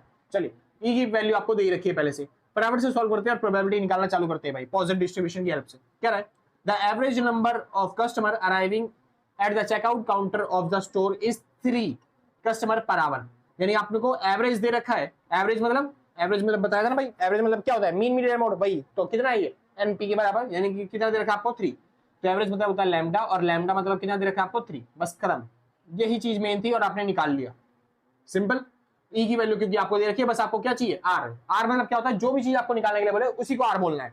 तो देखिए पहला क्वेश्चन क्या रहा है, पहले क्वेश्चन में नो कस्टमर अपीयर, यानी कि दुकान पे एक भी कस्टमर नहीं आएगा, उसकी वैल्यू बताओ, यानी कि नंबर ऑफ कस्टमर कितने होने चाहिए 0, यानी कि आर कितना हो गया 0, हमको क्या चाहिए आर निकालना है, आर मतलब नंबर ऑफ कस्टमर क्या होने चाहिए 0, बस खत्म। अब सॉल्व करना चालू करो, तो प्रोबेबिलिटी 0 कस्टमर आने की क्या बनेगी, ई की पावर माइनस लैम्डा, ई की पावर माइनस लैम्डा मल्टीप्लाई में लैम्डा की पावर आर अपॉन में आर फैक्टोरियल। चलिए जी सॉल्व करते हैं, तो ई कितना दे रखा है, ई दे रखा है आपको 2.71828, इसकी पावर कितनी -3 मल्टीप्लाई में लैम्डा, लैम्डा कितना दे रखा है आपको, लैम्डा दे रखा है 3 ये रहा, और उसकी पावर कितनी आर, आर मतलब 0 फैक्टोरियल अपॉन में 0 फैक्टोरियल, तो 0 फैक्टोरियल का मतलब 1 होता है, और किसी की पावर अगर 0 फैक्टोरियल होती है, एक सेकंड भाई ऊपर फैक्टोरियल नहीं है, हाँ जी किसी की पावर 0 होती है तो वो भी बने, 0 फैक्टोरियल का मतलब भी बने, मतलब जो आपका आंसर आ गया वो यही है 2.71828 की पावर -3। आप चाहे इतने पे छोड़ सकते हो, चाहे तो आपको एग्जाम में इसकी वैल्यू दे रखी होगी, मतलब ई की -3 की पावर, तो आप आराम से उसकी वैल्यू निकाल सकते हो, आपको देगा एग्जाम में कि ई की -3 की पावर ये दे रखी है, आपको कुछ ना कुछ प्लान दिमाग का, मतलब जैसे इसकी वैल्यू दी रखी होगी 0.04 एक तरीके से कुछ ना कुछ समथिंग, तो बस सीधा इसकी वैल्यू लिख दोगे 0.041 जो भी आपकी वैल्यू दे रखी होगी आंसर में, खत्म क्वेश्चन, सिंपल ना, इतना इजी था, बस आपको निकालना है। चलिए जी आगे चलते हैं, कह रहे हैं एग्जैक्टली 5 कस्टमर आएंगे वो निकालो, तो दूसरी प्रोबेबिलिटी क्या निकालनी है कि हमारे पास 5 कस्टमर आएंगे, बस इसी की प्रोबेबिलिटी निकालनी है, आर की वैल्यू क्या होगी 5, लैम्डा आपको पता ही है 3 है। चलिए जी सॉल्व करना चालू करते हैं, पी की वैल्यू यानी कि आर के बराबर जो कि 5 है, इस बार सॉल्व करते हैं भाई, ई की पावर कितना हो गया -5, ई की पावर -5 मल्टीप्लाई में 5 की पावर आर, सॉरी 5 नहीं लैम्डा लेना है ना यहाँ पे, सॉरी भाई, हाँ जी ई की पावर माइनस लैम्डा, लैम्डा कितना है 3 मल्टीप्लाई में लैम्डा की पावर 5 अपॉन में 5 फैक्टोरियल, 5 फैक्टोरियल मतलब, और ये पी ई की पावर 5, सॉल्व करना चालू करते हैं सर, ई की -3 की वैल्यू जो भी आपको दे रखी होगी वो लिख देना, मल्टीप्लाई में ई की पावर 5, ई की पावर 5 क्या होता है सर, ई की पावर 5 क्या होता है निकालते हैं सर, तो 3 मल्टीप्लाई में 3 मल्टीप्लाई में 3 मल्टीप्लाई में 3 मल्टीप्लाई में 3, सिंपल, और अपॉन में 5 multiply 4 multiply 3 multiply 2 multiply 1 factorial, यही तो होता है। हाँ जी, तो 3 से ये 3 कट जाएगा और किसी से कुछ कट नहीं रहा, बस आप इसको सॉल्व कर लो एक बार। हाँ भाई, तो यह 3 मल्टीप्लाई में 4 3 4 ये हो गया 81, और इसको डिवाइड करना है किससे, 5 डिवाइड बाय 4 डिवाइड बाय 2, तो ये आ गया 1.62, तो ये आ गया कितना 1.62 ई की पावर -3, ई की पावर जो भी -3 की वैल्यू दे रखी होगी बुक्स के अंदर सॉल्व करने के लिए, वो आप वैल्यू लिख के आराम से मल्टीप्लाई कर दोगे 1.62 से आपका आंसर आ जाएगा, इतना सिंपल। आगे चलते हैं भाई, एक बार 3 वाला जो टॉपिक है ना इसको बार बार थोड़ी देर के लिए छोड़ते हैं, करते हैं 4 वाला। क्या है, आपको निकालना है less than 3 appear, less than 3 appear मतलब कोई भी हमारी दुकान पे कस्टमर है लेकिन वो कितने होने चाहिए, 3 से कम होने चाहिए। हमको पता है कि हर घंटे में लगभग 3 तो लोग आते हैं, नोट नहीं करता, नोट कर लो भाई जिसको नोट करना है, ठीक है कर लिया हुआ, ठीक। हमको पता है हमारे हर घंटे के अंदर एवरेज मतलब एवरेज लगभग 3 कस्टमर तो हमारे पास आते आते हैं। सिंपल ना, तभी तो हमारा लैम्डा 3 था यहाँ पे, है ना भाई। एवरेज ही तो होता है, मीन ही तो होता है ये। चलिए, तो हमको पता है 3 कस्टमर आते हैं, लेकिन कई बार होता है कि 1 आ जाए, 2 आ जाए, 3 आ जाए, ये भी हो सकता है ना। तो हमें क्या निकालना है, हमें चौथा पार्ट निकालना है कि हमारे पास 3 से कम कस्टमर आए। तो प्रोबेबिलिटी हमारी क्या है कि ये 3 से कम होना चाहिए। किससे कम होना चाहिए? 3 से कम। तो वो कब निकलेगा? जब प्रोबेबिलिटी 1 आने की, मतलब एक 0 कस्टमर आने की, जब प्रोबेबिलिटी 1 कस्टमर आने की, और जब प्रोबेबिलिटी 2 कस्टमर आने की जुड़ेंगे तीनों की तीनों। सिंपल। अब इसको सॉल्व करना चालू करते हैं। तो भाई यहाँ पे फॉर्मूला हो गया e की पावर -3 लैम्डा 3 की पावर कितना था हमें चाहिए 0 अपॉन में 0 फैक्टोरियल। इसको सॉल्व करते हैं। e की पावर, अरे क्या लिख रहा हूं मैं बार बार, हाँ जी, e की पावर -3 मल्टीप्लाई में 3 की पावर 1 अपॉन में 1 फैक्टोरियल। यहाँ पे e की पावर -3 मल्टीप्लाई में 2, मतलब कि 3 की पावर 2 अपॉन में 2 फैक्टोरियल। बस इसको सॉल्व करना है, आपका आंसर आने वाला है। सिंपल सर, इसको प्लस करना है बीच में, ठीक है भाई। तो इन तीनों में से कॉमन क्या आ रहा है? इसमें से कॉमन आ रहा है e की पावर -3 कॉमन ले लिया हमने। अब यहाँ पे बच क्या गया? यहाँ पे बच गया 0 फैक्टोरियल, मतलब 1 होता है, और किसी पावर 0 तो उसका आंसर भी 1 होता है। प्लस में यहाँ पे क्या बच गया? 3 की पावर 1, मतलब कि क्या बोलते हैं 3, और नीचे फैक्टोरियल 1 है तो 1 का 1 होता है आंसर। तो फिर सीधी बात ये आ गया कितना? 3। प्लस में यहाँ पे 3 की पावर 2, 3 की पावर 2 कितनी होगी? 3 से या 9, 9 को डिवाइड करेंगे अगर 2 से तो कितना हो गया? 4.5। तो 4.5। अब बस इसको सॉल्व कर दो।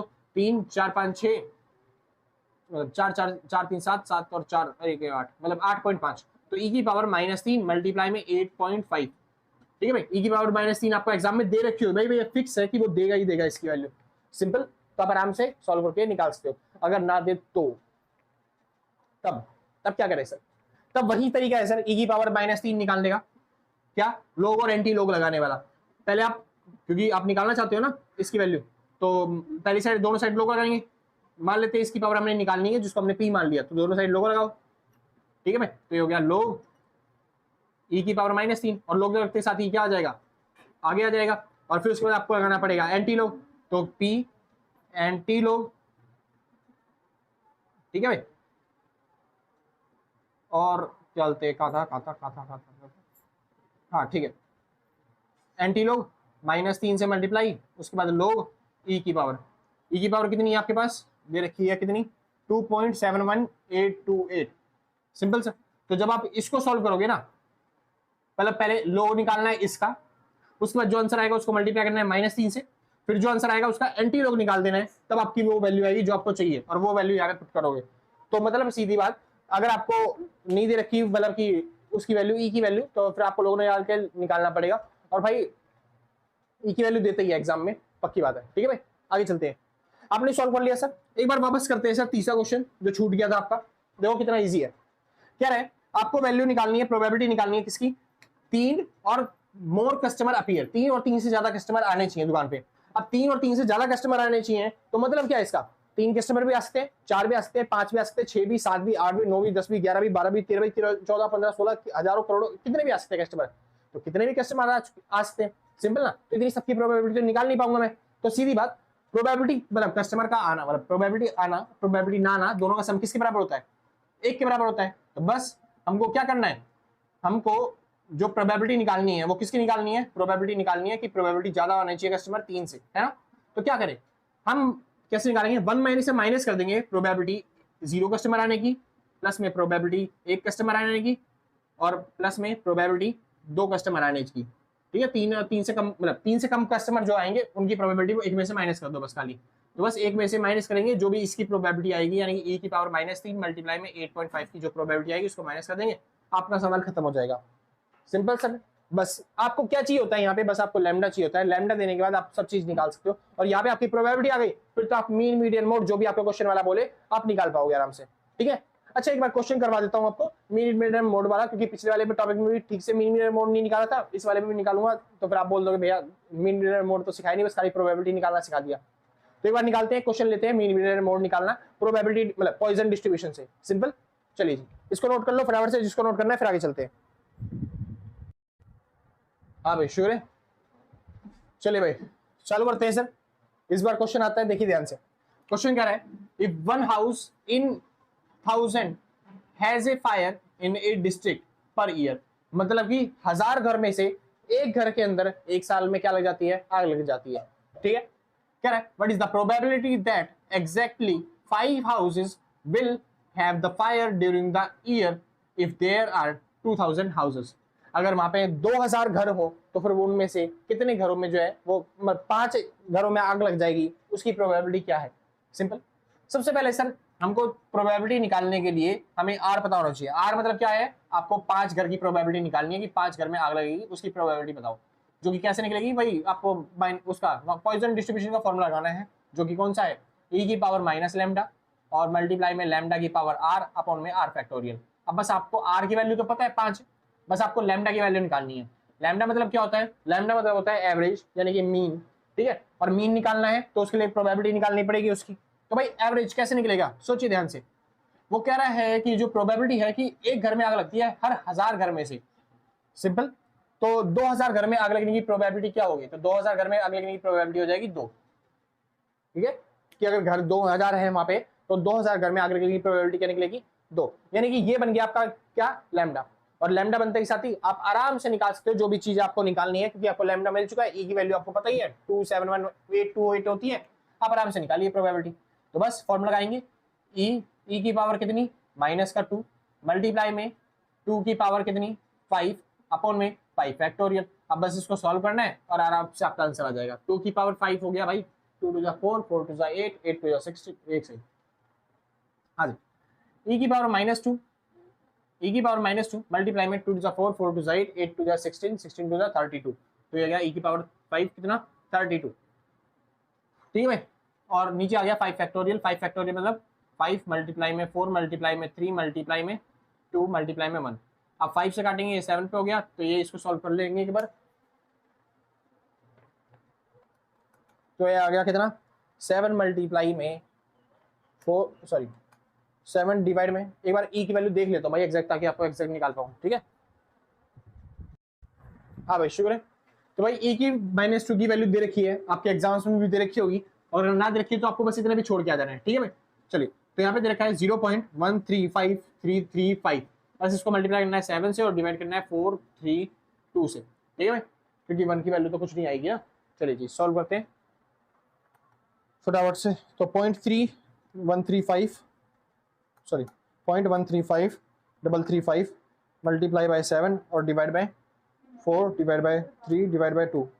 चलिए जी, तो सॉल्व करने पे आपका आंसर जो आ रहा है वो ये रहा 0.03947727। इस तरीके से आपका आंसर आ रहा है प्रोबेबिलिटी का। सिंपल से, बस खत्म। अब अपने प्रोबेबिलिटी निकालनी, अब आपको निकालना था क्या, मीन मीडियन मोड, ये सब चीजें बोली थी मैंने निकालने के लिए। तो मीन देखो सर, मैंने आपको बताया था मीन क्या होता है, मीन होता है लैम्डा के बराबर, और आपने जब लैम्डा निकाल ही लिया कितना 2, तो यही आपका क्या आ गया मीन। हाँ सुनिए ध्यान से, ये जो आपने निकाला था ये थी प्रोबेबिलिटी, ये क्या थी प्रोबेबिलिटी, और इसको आपने किससे मल्टीप्लाई किया, नंबर से। तो प्रोबेबिलिटी को नंबर से मल्टीप्लाई करने पे ही आपका क्या निकल के आता है, मीन। हमने वही किया है, एन और पी को मल्टीप्लाई किया है, तब जाके हमारा क्या निकल के आया, मीन। और वेरिएंस भी सेम यही होता है, तो बस मीन भी यही होगा 2, ये रहा मीन। और अगर आपको वेरिएंस पूछे, वेरिएंस भी वही है क्या, लैम्डा के बराबर, जो कि कितना है 2। अगर आपको μ3 पूछता है तो μ3 भी कितना है 2। अगर आपको पूछता है स्टैंडर्ड डेविएशन बताओ, तो स्टैंडर्ड डेविएशन कैसे निकलता है, वेरिएंस का रूट निकालने के बाद। चलिए जी, तो 2 का रूट निकाल दोगे तो आपका आ जाएगा स्टैंडर्ड डेविएशन। सिंपल। इस तरीके से आपने खत्म कर लिया क्या, पॉइजन डिस्ट्रीब्यूशन। सिंपल, इसी तरीके से क्वेश्चन आते हैं, बस खत्म हो गया भाई। अब चालू करते हैं सर, बात आती है किसकी, नॉर्मल डिस्ट्रीब्यूशन की। ठीक है, जिसको नोट करना है नोट करिए, फिर आगे चलते हैं। हाँ भाई शुक्र है। तो चलिए सर वापस आते हैं अपने टॉपिक पे। इस बार चलते हैं सर किसके बारे में, नॉर्मल डिस्ट्रीब्यूशन। इससे पहले हमने बाइनोमियल और पॉइजन डिस्ट्रीब्यूशन दोनों सीख चुके हैं। अब सबसे मुश्किल टॉपिक आता है सर, कौन सा, नॉर्मल डिस्ट्रीब्यूशन। सबसे मुश्किल तो नहीं है वैसे, सबसे आसान टॉपिक है, लेकिन आपको थोड़ा सा कॉम्प्लेक्स लगेगा क्योंकि इसके अंदर टॉपिक बहुत बड़ा है ये वाला। सिर्फ समझते हैं एक बार ध्यान से क्या चीजें हैं और किस बारे में आपको समझना है। देखो नॉर्मल डिस्ट्रीब्यूशन के अंदर अगर आपको प्रोबेबिलिटी निकालनी हो तो उसका फॉर्मूला ये वाला होता है। तो कह रहे हैं भैया आपको क्या एग्जाम में इतना बड़ा फॉर्मूला याद करके ले जाना पड़ेगा, नहीं जी, इतने बड़े फॉर्मूले याद करने की जरूरत नहीं है, क्योंकि इसके ऊपर एक भी क्वेश्चन आपके एग्जाम में नहीं आएगा। बस फॉर्मूला पता होना चाहिए कि कहीं पे अगर आप एक नंबर में आपसे पूछ ले प्रोबेबिलिटी डिस्ट्रीब्यूशन निकालने का फॉर्मूला क्या होता है नॉर्मल डिस्ट्रीब्यूशन से, ठीक है, तो आप फॉर्मूला लिख पाओ। या फिर कई बार फॉर्मूले के अंदर मतलब ये जो वैल्यूज है ना, इनकी जरूरत पड़ जाती है, समझ में, जब आप न्यूमेरिकल करोगे तो वैल्यूज निकालने की जरूरत पड़ जाती है। तो आपको फॉर्मूला पता होना चाहिए कि कंसेप्ट पता होना चाहिए कि कौन सी चीज कहाँ पे किस तरीके से लिखी जाती है फॉर्मूले में। सिंपल। अब समझते हैं थोड़ा सा नॉर्मल डिस्ट्रीब्यूशन के बारे में। तो नॉर्मल डिस्ट्रीब्यूशन नॉर्मली डिस्ट्रीब्यूटेड होता है, इस वजह से उसका जो डायग्राम बनता है वो बेल शेप का बनता है, जैसे आपको डायग्राम में दे रखा है। ये बात मैं आपको पहले भी सिखा चुका हूं, ठीक है, कि जो नॉर्मल डिस्ट्रीब्यूशन होता है उसमें जो मिड वैल्यू होती है वो सबसे हाईएस्ट वैल्यू होती है, और वहीं से अगर आप एक लाइन ड्रॉ करते हो वही आपकी होती है मीन, वही आपकी होती है मीडियन, और वही आपका होता है मोड। सिंपल, वही मीन मीडियन मोड होता है। सिंपल सा, आसान था। तो भैया ये कंसेप्ट क्या दे रखा है आपने, अगर वही मीन मीडियन मोड है तो इसके बारे में क्या समझाना चाहते हो? मैं कहना चाहता हूं कि यहाँ पे ये जो है ना, ये वैल्यूज है, अगर आप कैलकुलेट करना चाहते हो मीन प्लस में स्टैंडर्ड डेविएशन, जैसे ये जो पूरा प्रोबेबिलिटी डिस्ट्रीब्यूशन का सिस्टम है, यानी नॉर्मल डिस्ट्रीब्यूशन का ग्राफ है, नॉर्मल डिस्ट्रीब्यूशन में जितने भी डाटा दे रखे होंगे, जितनी भी क्या बोलते हैं आपके पास फ्रीक्वेंसीज होंगी या फिर प्रोबेबिलिटीज होंगी, उन सबका सम क्या होता है 1। यानी कि यहाँ पे जितने भी डिस्ट्रीब्यूशन है, इस सब पूरे डिस्ट्रीब्यूशन को अगर मैं जोड़ूंगा तो इसका सम क्या आने वाला है, 1 आने वाला है। ये बात सबको पता है। यानी कि यहाँ से लेके, इसको बता देता हूँ, यहाँ से लेके यहाँ तक का सम क्या आने वाला है आपके पास, 1 आने वाला है। अब जब यहाँ से लेके यहाँ तक का सम पूरा 1 है, तो अगर मैं बात करूं मीन जो है, तो मीन इस पूरे डिस्ट्रीब्यूशन को कितने पार्ट में डिवाइड करता है, तो मीन इस पूरे डिस्ट्रीब्यूशन को 2 इक्वल पार्ट में डिवाइड करता है, क्योंकि ये नॉर्मल डिस्ट्रीब्यूशन है। यानी कि अगर पूरे का सम 1 है तो मीन जो है इसको 2 पार्ट में डिवाइड करता है, यानी कि इस पूरे एरिया की जो वैल्यू है वो 0.5 बचती है, और इस पूरे एरिया की जो वैल्यू है वो बचती है 0.5। इतना सिंपल, कोई दिक्कत तो नहीं। आगे चलो, ठीक। यानी मैं कहना चाहता हूं ये पूरा एरिया जो है उसकी प्रोबेबिलिटी आ सकती है 0.5, और अगर कोई बोले इस पूरे एरिया की प्रोबेबिलिटी कितनी होगी, तो वो होगी 0.5। सिंपल इतना, ठीक। लेकिन कई बार आपसे क्वेश्चंस में, एग्जाम्स में यहाँ पे पूछ लेगा इतने से एरिया की प्रोबेबिलिटी बताओ, तो उसके लिए एक डायरेक्ट फॉर्मूला दे रखा है, क्या, mean plus minus standard deviation. यानी कि मीन में अगर आप एक बार स्टैंडर्ड डेविएशन को प्लस या माइनस करते हो, ये हो गया ये वाला मीन, प्लस में इस साइड प्लस वाली वैल्यू, इस साइड माइनस वाली वैल्यू, तो ये हो गया मीन प्लस में स्टैंडर्ड डेविएशन। तो अगर आप इस वाले पॉइंट से इस वाली पॉइंट की बात करते हो, यानी कि मीन माइनस में स्टैंडर्ड डेविएशन, तो यहाँ पे जो एरिया बन के आया, यानी कि ये पूरा जो एरिया बन के आया, अगर कोई बोले इस एरिया की प्रोबेबिलिटी निकालो, तो बहुत ईजी है। इस एरिया की जो प्रोबेबिलिटी है वो है 68.27। कितनी है, 68.27। यानी कि पूरे का जो प्रोबेबिलिटी का सम होता है वो तो 1 होता है, लेकिन आपसे एग्जैक्ट डायरेक्टली पूछ ले क्वेश्चन में कि ये आपको डायग्राम दे रखा है, इस एरिया की प्रोबेबिलिटी बताओ, तो सीधा बोल देना 68.27, आपको कैलकुलेट करने की जरूरत भी नहीं है। सिंपल था। यहीं पे एक और कंसेप्शन, मीन प्लस में 2 स्टैंडर्ड डेविएशन, यहां पे आपको एक और वैल्यू दे देगा, जैसे कि ये रहा मीन प्लस में 2 स्टैंडर्ड डेविएशन, यहाँ पे मीन माइनस में 2 स्टैंडर्ड डेविएशन। तो अगर आपको ये वैल्यू दे रखी है, तो यहां से लेके यहां तक के एरिया की जो प्रोबेबिलिटी होगी, ये पूरा एरिया, सॉरी ये पूरा यहां से यहां तक के प्रोबेबिलिटी निकालनी है अगर आपको इतने एरिया की, तो ये क्या बन जाएगी, ये बनेगी 95.47, क्योंकि ये नॉर्मल डिस्ट्रीब्यूशन है। ज्यादातर जो क्या बोलते हैं फ्रीक्वेंसीज है वो अंदर की तरफ, यानी यहाँ पर की तरफ स्टोर होती है, इसलिए ज्यादातर वैल्यू यहाँ पे, इसलिए प्रोबेबिलिटी यहाँ पे हाई दिखाई दे रही है आपको। सिंपल। तो इस पूरे एरिया की प्रोबेबिलिटी जो होगी वो 95.47 होगी। और यहीं पे अगर आपको कोई बोलता है मीन प्लस 3 स्टैंडर्ड डेविएशन की वैल्यू निकालो, कहां से, मीन माइनस में 3 स्टैंडर्ड डेविएशन तक, तो बस यहां से लेकर यहां तक की पूरे की जो वैल्यू है वो हो जाएगी 99.73%। सिंपल। लेकिन अगर आपको इतने का ही निकालना है अगर, तो फिर बस उसका आधा करते जाना, जैसे पूरे की प्रोबेबिलिटी 1 होती है तो उसके आधा, इतने की प्रोबेबिलिटी 0.5 होगी। तो अगर आपसे पूछे कोई इतने की प्रोबेबिलिटी बताओ, बस खाली इतने की, तो आपको पता है यहाँ से लेके यहाँ तक की प्रोबेबिलिटी कितनी है, 99.73, बस इसका हाफ कर दोगे तो इतनी की प्रोबेबिलिटी मिल जाएगी। सिंपल ना। बस ग्राफ से इसी तरीके से आप समझ सकते हो। लेकिन भैया ये तो एक फिक्स्ड नंबर है जिससे हम प्रोबेबिलिटी कैलकुलेट करेंगे, लेकिन यहीं पे अगर कोई बोल दे आपको निकालना है मीन प्लस में 2 की प्रोबेबिलिटी, स्टैंडर्ड डेविएशन नहीं बोला उसने बोला मीन प्लस में 2 की वैल्यू, तो मीन प्लस 2 कहीं पे भी अप्लाई कर सकता है, तब उसके ऊपर प्रोबेबिलिटी निकालनी पड़ेगी। हाँ जी, तब उसके ऊपर प्रोबेबिलिटी निकालनी पड़ेगी। तो क्या भैया तब प्रोबेबिलिटी के लिए ये वाला फॉर्मूला लगेगा? नहीं जी, तब ये वाला फॉर्मूला नहीं लगाना प्रोबेबिलिटी के लिए, आपको लगाना है ये वाला फॉर्मूला। ये नॉर्मल डिस्ट्रीब्यूशन का फॉर्मूला है, ये है स्टैंडर्ड नॉर्मल डिस्ट्रीब्यूशन का फॉर्मूला। जो भी प्रोबेबिलिटी आप निकालोगे वो स्टैंडर्ड नॉर्मल डिस्ट्रीब्यूशन से निकालोगे। सिंपल इतना। स्टैंडर्ड डिस्ट्रीब्यूशन फॉर्मूला आपको याद करना पड़ेगा, स्टैंडर्ड नॉर्मल डिस्ट्रीब्यूशन का, तभी आप आराम से सॉल्व कर पाओगे। तो फटाफट से इस फॉर्मूले का याद करो और फिर उसके बाद हम सॉल्व करना अपने चालू करते हैं, सवाल सॉल्व करना। सिंपल। चलिए, मैं मानता हूं आपको सवाल ये याद, मतलब फॉर्मूला याद हो चुका होगा। अब बस फॉर्मूला याद करने के बाद अब आप वैल्यू सॉल्व कर सकते हो, पुट कर सकते हो और आप अपना आंसर निकाल सकते हो। निकाले सर, सॉल्व करने चालू करते हैं। समझिए क्या है, मतलब प्रोबेबिलिटी सीधा इस फॉर्म में से निकलेगी और किसी से नहीं। यानी आपको जो x की वैल्यू है ना, x की वैल्यू की जरूरत नहीं है आपको, वहां पे आपको z की वैल्यू निकालनी पड़ेगी क्वेश्चन के अंदर। ये आपको x की वैल्यू दे रखी होगी, ये सब क्या है, x की वैल्यूज है, ठीक है। आपको x की वैल्यू से प्रोबेबिलिटी निकालनी, उसको आपको ट्रांसफॉर्म करना है किसमें, स्टैंडर्ड नॉर्मल डिस्ट्रीब्यूशन में, फिर आप प्रोबेबिलिटी निकालोगे। सिंपल, सॉल्व करते हैं, बताता हूं कैसे, समझिए। क्या रहा है, the life of electric bulb, life of electric bulb दे रखी है आपको in hours with normal distribution, कह दिया नॉर्मल डिस्ट्रीब्यूशन से, और ये दे रखी है आपको लाइफ नॉर्मल डिस्ट्रीब्यूशन से इलेक्ट्रिक बल्ब की। सिंपल, चलिए कह रहा है what is the probability that the life of bulb will be less than 117, यानी आपको प्रोबेबिलिटी निकालनी है एक्स की, ताकि पहला प्रोबेबिलिटी मैं ये पे सॉल्व कर रहा हूं आंसर, ठीक है। आपको एक्स की प्रोबेबिलिटी निकालनी है कि जो लाइफ है बल्ब की वो कितनी हो, 117 से कम, 117 से कम मतलब ऐसे 117 से कम आवर चलना चाहिए वो बल्ब, उसकी लाइफ होनी चाहिए, ठीक है। इसकी प्रोबेबिलिटी निकालनी है। तो मैंने बताया हम एक्स की प्रोबेबिलिटी नहीं निकालेंगे इतने बड़े फॉर्मूले के अंदर वैल्यू पुट करके, हम निकालेंगे यहाँ पे जेड से प्रोबेबिलिटी, ठीक है, स्टैंडर्ड नॉर्मल डिस्ट्रीब्यूशन से। तो पहले आपको किसकी वैल्यू निकालनी पड़ेगी यहाँ पे, जेड की। तो निकालते हैं फटाफट से जेड की वैल्यू।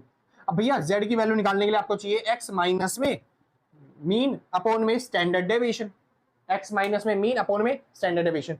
तो एक्स की वैल्यू आपको पहले से पता है जो कि कितनी है 117, क्योंकि आपको उससे कम चाहिए ना। चलिए तो एक्स की वैल्यू आपको पहले से पता है 117 है, बस भैया आपको बस मीन चाहिए और क्या चाहिए, स्टैंडर्ड डेविएशन। देखो क्वेश्चन में दे रखा है मीन और स्टैंडर्ड डेविएशन, कह रहा है क्वेश्चन में तो कुछ दिया ही नहीं। हाँ जी, ये पूरी स्टेटमेंट आपको दे रखी है क्वेश्चन के अंदर, और इसी की हेल्प से आप निकाल पाओगे आराम से स्टैंडर्ड डेविएशन और मीन। जैसे आपको पता है वो फॉर्मूला जो और ये फॉर्मूला बिल्कुल सेम सेम दिख रहा है, एक जैसे ही दिख रहा है लगभग। तो यहाँ पे एक्स की वैल्यू, यहाँ पे एक्स की वैल्यू दे रखी है जो कि हमने पहले लिख दी 117। हमें क्या चाहिए, हमें चाहिए इस म्यू की वैल्यू, म्यू मतलब मीन की वैल्यू, ये म्यू चाहिए ना हमें, और वो म्यू किसके बराबर है यहाँ पे, देखो यहाँ पे लिखा हुआ है 115, तो बस म्यू किसके बराबर है 115। तो हमको पता चल गया इस पूरे क्वेश्चन में कि जो मीन होगा वो कितना लेके चलना है आपको 115। सिंपल, बस भैया स्टैंडर्ड डेविएशन और दे दो, हम आराम से सॉल्व कर सकते हैं, जेड निकाल सकते हैं। चलिए जी, तो जेड निकालने के लिए आपको क्या चाहिए, जेड कहाँ पे होता है सर, सॉरी जेड निकालने के लिए आपको क्या चाहिए, स्टैंडर्ड डेविएशन। तो बस स्टैंडर्ड डेविएशन निकालने के लिए आपको क्या चाहिए, ये स्टैंडर्ड डेविएशन और आपको ये चीज चाहिए। सिंपल, एक बार सॉल्व करते हैं। देखो नीचे में क्या लिखा हुआ है 2 स्टैंडर्ड डेविएशन का स्क्वायर, और उसकी वैल्यू किसके बराबर है 722 के बराबर, 722 के बराबर। तो बस 2 स्टैंडर्ड डेविएशन का स्क्वायर के बराबर किसको क्या है 270 मतलब 722। बस इसको लेकर आगे वहां पे डिवाइड करो, तो ये आ गया भाई कितना, ये आ गया 361, और बस स्टैंडर्ड डेविएशन निकालने के लिए इसका रूट निकालना है 361 का, और 361 का रूट कितना होता है मेरे हिसाब से भाई चलते 19 होना चाहिए, एक बार चेक कर लेते हैं भाई 361 का रूट क्या बनेगा, 361 का रूट, हाँ भाई 19 ही है, 19। तो ये आ गया आपका स्टैंडर्ड डेविएशन यानी कि 19, तो यहाँ पे आ गई 19 की वैल्यू, और मीन कितना था आपका 115। तो भैया आपने आराम से निकाल ली, किसकी वैल्यू निकाल ली आपने, जेड की, जो कि कितनी आई 2/19, यही है। बढ़िया भाई, एक सेकंड में, हाँ भाई शुक्र है। तो भाई क्वेश्चन में थोड़ी सी गलती हो गई है, मैंने देखा भी ध्यान से, तो यहाँ पे 115 नहीं है, यहाँ पे 155 लिखा हुआ है, ठीक है 155। तो यहाँ पे जो म्यू की वैल्यू होगी वो 155 होगी, यानी कि 155। चलिए जी सॉल्व करते हैं। तो 117 में मतलब 155 में से 117 माइनस करने हैं, तो 155 माइनस में 117, तो ये आ रहा है भाई आपका 38, ठीक है माइनस का 38। तो यहाँ पे वैल्यू आ गई आपकी माइनस की 2। सिंपल, ठीक। तो इसकी वैल्यू आ रही है -2, यानी कि जो z है x की जगह आप क्या लिखोगे, आप ये जो स्टेटमेंट है हम x से सॉल्व नहीं कर रहे हैं ना सवाल, हम किससे सॉल्व कर रहे हैं z से। तो आप लिखोगे z जो है उसकी वैल्यू कम होनी चाहिए किससे, -2 से। x z की वैल्यू जो होती है वो कम होनी चाहिए किससे, -2 से। इतना सिंपल। चलिए जी आगे सॉल्व करना चालू करते हैं फटाफट से। तो हाँ, अब यहां से हमको निकालना चालू करना है प्रोबेबिलिटी। ये हमने z की वैल्यू निकालनी है, जैसे हमने हमको x की वैल्यू दे रखी थी, अब चाहे तो हम इसमें पुट करके इतने बड़े सॉल्व करके फिर निकालें, लेकिन एक तरीका और है दूसरा, क्या z से निकालने का। तो z की वैल्यू अब हमारी आ चुकी है 2, और 2 से हमको निकालनी है क्या, प्रोबेबिलिटी। अब माइनस और प्लस का तो फर्क कुछ पड़ता नहीं इस पे, बस आपको बस खाली 2 देखना है कि z की वैल्यू 2 होनी चाहिए, ठीक है। अब देखिए ध्यान से, अब इसको सॉल्व करने के लिए, प्रोबेबिलिटी कैलकुलेट करने के लिए बहुत इजी तरीका है, बहुत आसान तरीका है, आराम से आप प्रोबेबिलिटी कैलकुलेट कर लोगे। तो जो z की प्रोबेबिलिटी आने वाली है, मतलब कि जो प्रोबेबिलिटी आने वाली है इसकी, वो आप आराम से निकाल लोगे। प्रोबेबिलिटी किसकी, 117 घंटे से कम होना चाहिए उसकी वैल्यू, ठीक है। हाँ जी, उसकी प्रोबेबिलिटी, क्योंकि रेंज में दे रखा है ना इसलिए कॉन्टिन्यूस चलती है सीरीज यहाँ पे। चलिए, तो z की प्रोबेबिलिटी निकालने का बहुत इजी तरीका है, जिसके लिए आपको जरूरत पड़ेगी एक टेबल की। तो मैं कोशिश करूंगा कि साइड में टेबल लगा दूं, ठीक है। आपको एग्जाम में आपके दे रखी होगी ये पूरी टेबल, ठीक है। आप देख लेना पेज पलट के, कहीं पे आगे पीछे आपको मिल जाएगी, वो ये पूरी टेबल देगा आपको, फिक्स है। ये वाला क्वेश्चन आएगा तो टेबल आएगी, और अगर टेबल आई है तो आप समझ जाओगे कि ये वाला क्वेश्चन आया है, आपको ये वाला मेथड लगाना पड़ेगा। सिंपल। तो अब इस टेबल में कैसे कैलकुलेट करोगे सर, एक बार समझ लो, फिर उसके बाद दोबारा लगा दूंगा फोटो ये वाली। टेबल में कैसे कैलकुलेट करोगे, आप टेबल में, आपको टेबल में कुछ यहाँ पे वैल्यू दे रखी होंगी 0.00, जैसे कि 0.012, ऐसे 0.013, इस तरीके से तो आपको इसको इग्नोर करना है, बस केवल इस वाली वैल्यू पर फोकस करना है। ये जो पूरी लाइन है ना, इस वाली लाइन पर पूरी, यहाँ पे आपको रखा हुआ 0 पॉइंट क्या बोलते हैं 12, 0 पॉइंट मतलब 0.10, 0.20, 0.30, इस तरीके से आपको सारी वैल्यू रखी होंगी। जैसे कि लास्ट में 0.90, उसके बाद आपको आ जाएगा ये 1.00, उसके बाद आ जाएगा 1.10, उसके बाद 1.2, 1.3, इस तरीके से ये जा रहा होगा 2 तक। सिंपल, मतलब ऐसे चल रही होगी आपकी पूरी पूरी टेबल जो है, ऐसे पूरी चल रही होगी। समझिए ध्यान से। अब आपको निकालना कैसे, z की वैल्यू 2 है, तो आपको चेक करना है कि यहाँ पे कहाँ पे आपको दे रखी है 2 वैल्यू। तो आप देख रहे होगे यहाँ पे आपको दे रखा होगा मतलब 2 0, मतलब यहाँ पे दे रखा होगा 2.00। सिंपल, तो बस इसके आगे वाली वैल्यू जो है ना, पूरी लाइन ये 2 की है। अब इसमें आपको इसी की वैल्यू चेक करनी है, इसी की वैल्यू, पहली लाइन जो है ना उसी की वैल्यू उठा लेनी है। यहाँ पे जो वैल्यू दे रखी होगी बस वो आपको पिक करनी है। और आप नोटिस करोगे अब जो टेबल दे रखी है इसमें ध्यान से देखो, इसमें पूरी लाइन में सबसे पहले चेक करो साइड में 2 कहां पे लिखा हुआ है। जहां पे 2 लिखा हुआ है बस उसी लाइन में जो पहली वैल्यू है ना 0.00 के नीचे वाली, बस वही आपको वैल्यू पिक करनी है, जो कि वैल्यू कितनी आने वाली है वो ये रही 0.4772। सिंपल, बस वही आपकी प्रोबेबिलिटी बन जाएगी इसके अंदर। तो क्या बन गई प्रोबेबिलिटी 0.4772। तो बस ये आपका प्रोबेबिलिटी का आंसर आ गया। कोई दिक्कत तो नहीं, सिंपल था ना, बस खत्म। इस तरीके से आपको सॉल्व करना है और आपका सॉल्व हो जाएगा, आपकी प्रोबेबिलिटी निकल के आ जाएगी, कैलकुलेट हो जाएगी जैसे मैंने बताया था। अच्छा हाँ, एक चीज समझिए ध्यान से, मतलब इसके आपके टेबल का यूज करके आपने z की प्रोबेबिलिटी निकाल ली। अब करना क्या है समझते एक बार थोड़ा सा अच्छे तरीके से। कहां पे समझाऊं, इसी टेबल में समझा दूं भाई, मिटो रहा हूं इस टेबल को, जिसको नोट करना है नोट करिए फटाफट से, फिर मिटो रहा हूं। चलिए, z की प्रोबेबिलिटी निकालनी है हमको, वो भी 2 से कम में, है ना, -2 से कम में। चलिए, ये नॉर्मल डिस्ट्रीब्यूशन है, ये रहा आपका मीन। z की प्रोबेबिलिटी निकालनी है -2 से कम में। अब देखो -2 कहां पे पड़ेगा, ये 1 है, ये 2 है, देखो ये 1 होता है, ये -2 मतलब ये होता है 2, आगे 3, इस तरीके से डिस्ट्रीब्यूशन चलता है। यहाँ पे -1, -2, -3 इस तरीके से चलता है। तो हमें z की प्रोबेबिलिटी निकालनी है जो कि -2 से कम हो। -2 से कम मतलब -2 ही था ना इसमें, हाँ ठीक, -2 से कम मतलब देखो ये अब -2 यहाँ पे, और -2 से कम जाना है मतलब इससे वैल्यू यहाँ पे जानी चाहिए आपकी, मतलब इसकी प्रोबेबिलिटी निकालनी है कि आपका आंसर इससे कम आए, मतलब इसकी वैल्यू निकालनी है। तो आप कैसे निकालोगे, आपने निकाला अभी अभी कि z की वैल्यू अगर 2 होगी तब प्रोबेबिलिटी क्या होगी, तो z की वैल्यू 2 होगी तो प्रोबेबिलिटी कितनी है, इतनी, यानी 2 की प्रोबेबिलिटी इतनी है, इस 2 की प्रोबेबिलिटी इतनी है। मतलब क्या है, इस पूरे की प्रोबेबिलिटी यहां से लेके पूरा इस साइड तक की प्रोबेबिलिटी है 0.5, लेकिन z की प्रोबेबिलिटी 2 का मतलब क्या है कि z की यहां तक की प्रोबेबिलिटी, हमेशा प्रोबेबिलिटी जो देगा ना डायग्राम, यानी जो टेबल आपको प्रोबेबिलिटी देगी वो हमेशा 0 से लेके यहां तक की प्रोबेबिलिटी देगी। मतलब इसकी प्रोबेबिलिटी दे रखी है आपको, कितनी दे रखी है 0.4772।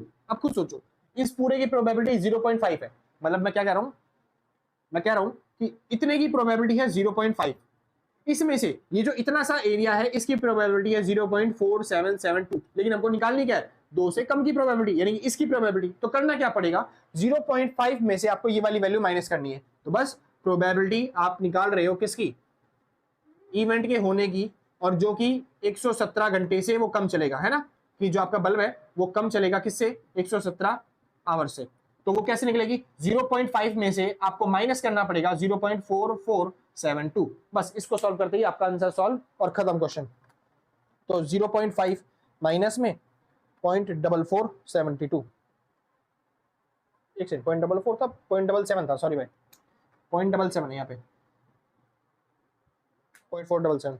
हाँ भाई, तो 0.5 माइनस में 0.4772, तो इसको सॉल्व करते के साथ ही आपका आंसर आ जाएगा भाई कितना, 0.0228। ये हो गई आपकी प्रोबेबिलिटी, खत्म।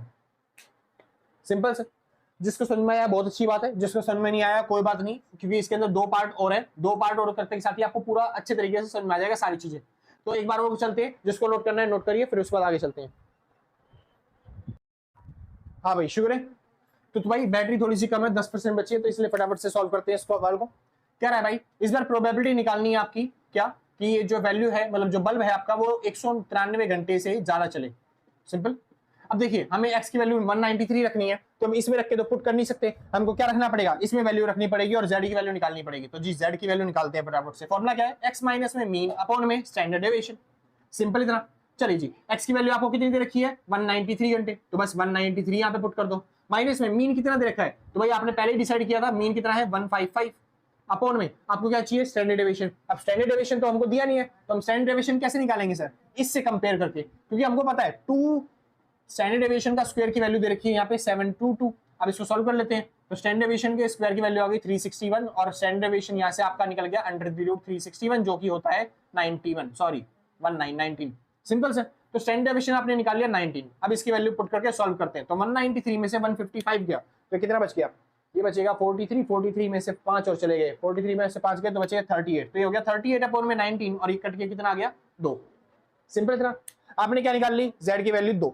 अब आपको ये पता है कि जो नॉर्मल डिस्ट्रीब्यूशन होता है वो इस तरीके से कर्व होता है आपका, और आपको पता है यहाँ पे होता है मीन, ठीक है भाई। मीन में ये पूरी वैल्यू का जो टोटल होता है वो 0.5 होता है और इस पूरी वैल्यू का टोटल होता है 0.5। सिंपल। अब आपको जो निकालना है वो निकालना है 2, पिछली बार -2 था, इस बार क्या है +2। चलिए z की वैल्यू +2 पे, और +2 से क्या कह रहा है, ज्यादा होनी चाहिए, +2 से ज्यादा, तो यहाँ पे होता है 1, यहाँ पे होता है 2, यहाँ पे होता है 3, तो आपको निकालना है +2 यानी कि इससे ज्यादा वाली वैल्यू, यानी कि आपको इस एरिया का टोटल निकालना है। सिंपल इतना।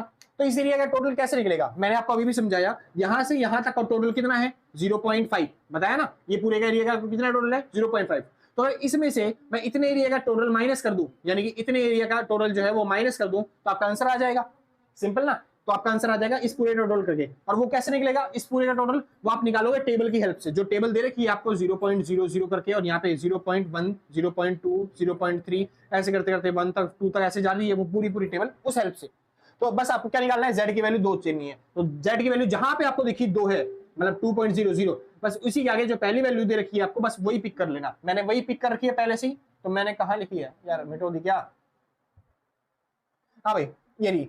तो z की वैल्यू कितनी है, z की वैल्यू 0.4772 है। अब माइनस प्लस से फर्क नहीं पड़ता, सेम ही रहने वाली है, क्योंकि यहाँ का जो टोटल है वही यहाँ का रहने वाला है -1 और -2 का टोटल, मतलब अगर चेक करोगे तो यहाँ का भी वही रहने वाला है 0.422, ठीक है, माइनस प्लस से फर्क नहीं पड़ता, सेम वैल्यू रहने वाली। तो बस आपको क्या करना है, 0.5 में से ये वाली वैल्यू घटा दोगे, आपका आंसर आ गया। तो बस प्रोबेबिलिटी कैसे निकलेगी सर, प्रोबेबिलिटी जो कि 193 घंटे से ज्यादा चले वो कैसे निकलेगा, 0.5 में से आपको माइनस कर देना है कितना 0.4772, ठीक है भाई।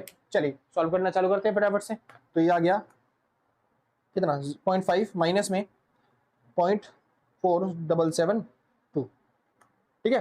तो ये भी आ गया कितना 0.022 और 8। सिंपल से, कोई दिक्कत तो नहीं, आसान था ना, बहुत अच्छे।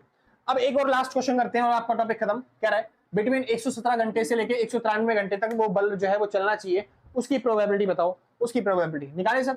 वापस चलते हैं अपने टॉपिक पे। अच्छा चलो छोड़ो कोई बात नहीं, दोबारा समझते हैं एक बार अच्छे तरीके से।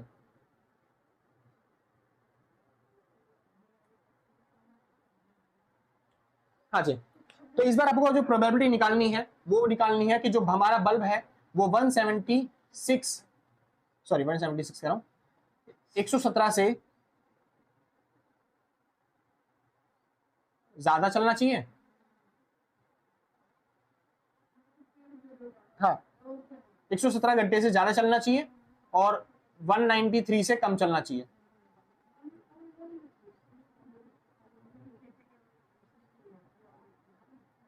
ठीक है, अब इसकी प्रोबेबिलिटी निकालनी है आपको, सिंपल। अब एक बार सॉल्व करना चालू करते हैं, क्योंकि यहाँ पे 2 लिमिट दे रखी है तो आपको 2 बार प्रोबेबिलिटी निकालनी पड़ेगी, एक बार 117 से और एक बार 193 से। तो एक बार z निकालते हैं फटाफट से। z की वैल्यू 117 के हिसाब से क्या चलेगी सर, 117 माइनस में मीन कितना दे रखा है 155, अपॉन में स्टैंडर्ड डेविएशन कितना था 19, हमने पहले निकाला था ना वहां पे, ठीक। यहाँ पे 193 से करते हैं तो z की वैल्यू क्या चलेगी 193 के हिसाब से, माइनस में 155 और अपॉन में 19, इसको सॉल्व करेंगे तो 38 अपॉन में 19, इसको सॉल्व करेंगे माइनस का 38 अपॉन में 19, सॉल्व कर चुके पहले ही। तो यहाँ गया z की वैल्यू -2 और यहाँ पे z की वैल्यू हो गई कितनी 2। तो बस नॉर्मल डिस्ट्रीब्यूशन के केस में क्या होता है, वही हमको पता है, ये होता है मीन, ठीक है, और इसके वाली वैल्यू 0.5 होती है, इसके इधर वाली वैल्यू का टोटल होता है 0.5। अब हमें किसकी वैल्यू निकालनी है, हमें निकालना है z की वैल्यू।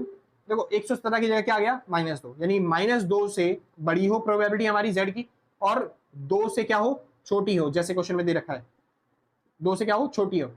एक सेकंड, इससे छोटी होनी चाहिए ना, इन दोनों के बीच में होनी चाहिए ना, बिटवीन 117 और इसके बीच। हाँ ठीक है, ठीक है, प्रोबेबिलिटी जो लाइफ है उसकी 117 घंटे से ज्यादा और 193 घंटे से कम होनी चाहिए, मतलब ये वाली प्रोबेबिलिटी निकालनी है आपको, सिंपल। चलिए तो -2 से बड़ी और 2 से छोटी प्रोबेबिलिटी होनी चाहिए, यानी कि यहाँ पे 1 हो गया माइनस का, यहाँ पे -2 हो गया, यहाँ पे -3 हो गया, यहाँ पे 1 2 3। तो आपको प्रोबेबिलिटी जो निकालनी है वो -2 से आपको क्या निकालनी है, +2 के बीच में निकालनी है, मतलब आपको इसकी प्रोबेबिलिटी निकालनी है। तो सीधी बात, आप इसकी प्रोबेबिलिटी निकालो, इसकी प्रोबेबिलिटी निकालो, दोनों की प्रोबेबिलिटी को निकाल के जोड़ दो, आपका काम खत्म। सिंपल ना। चलिए जी सॉल्व करना चालू करते हैं फटाफट से। तो आप z आ चुका है आपका 2, यहाँ पे z आ चुका है -2, तो बस z की प्रोबेबिलिटी कैसे निकलेगी, वही टेबल में आप आराम से चेक करोगे। टेबल में जहां पे आपको 2 दिखेगा वहां पे आपकी प्रोबेबिलिटी दे रखी होगी, और z की प्रोबेबिलिटी 2 पे कितनी दे रखी थी आपको, 0.4772। तो बस इसकी प्रोबेबिलिटी मतलब यहां तक का टोटल भी दे रखा है आपको 0.4772। भाई माइनस प्लस से फर्क नहीं पड़ता, कितनी बार बता चुका हूं आपको, ठीक है। 0.4772, बस इन दोनों टोटल करना है, आपका आंसर आ गया, जो कि कितना आएगा, तो ये हो गया भाई 0.4772 मल्टीप्लाई में 2, तो ये हो गया, हाँ जी। तो बस इसकी प्रोबेबिलिटी आ गई, ठीक है। प्रोबेबिलिटी ऑफ 117 से कम मतलब ज्यादा, और 193 से कम, ठीक है, 193 से कम, इसकी प्रोबेबिलिटी आ गई 0.4772 प्लस में 0.4772, सिंपल। तो ये आ गया 0.9544, सिंपल सर। तो इस तरीके से आप प्रोबेबिलिटी निकाल सकते हो, किस केस में, नॉर्मल डिस्ट्रीब्यूशन के केस में, इतना सिंपल सर।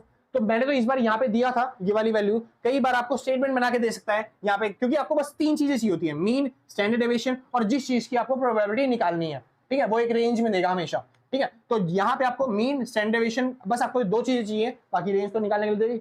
तो मीन और स्टैंडर्ड डेविएशन के लिए आपको स्टेटमेंट बना के दे सकता है कि एक स्टेटमेंट में ये मीन दे रखा है, ये स्टैंडर्ड डेविएशन ने दे रखा है, और आपको इतने से कम की प्रोबेबिलिटी निकालनी है, इतने से ज्यादा की प्रोबेबिलिटी निकालनी है, या फिर इसके बीच की प्रोबेबिलिटी निकालनी है। बस आपको मीन और स्टैंडर्ड डेविएशन पे फोकस करना है, यहाँ पे आप आराम से क्वेश्चन कर लोगे। ऐसे स्टेटमेंट में तो मीन और स्टैंडर्ड डेविएशन देखना पड़ेगा, निकालना पड़ेगा, तब हमने दिया है।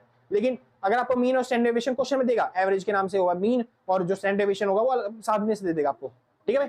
तो बस यहाँ पे खत्म होता है आपका पूरा चैप्टर। अगर आपको वीडियो अच्छी लग रही हो तो लाइक शेयर सब्सक्राइब करके पक्का जाना, और आपने पहले से कर रखा है तो सच बता रहा हूँ भाई साहब, दिल से, कलेजों से, गुर्दों से, फेफड़ों से, शरीर के अंग से थैंक यू है, ठीक है। और आपने पहले से नहीं कर रखा तो कोई बात नहीं, कोई आपत्ति नहीं आ रही, आराम तो कर दियो बाद में, कोई टेंशन नहीं है, ठीक है भाई। तो आज के लिए बस नहीं, मिलते हैं कल सेम टाइम सेम दिन, टाटा बाय बाय।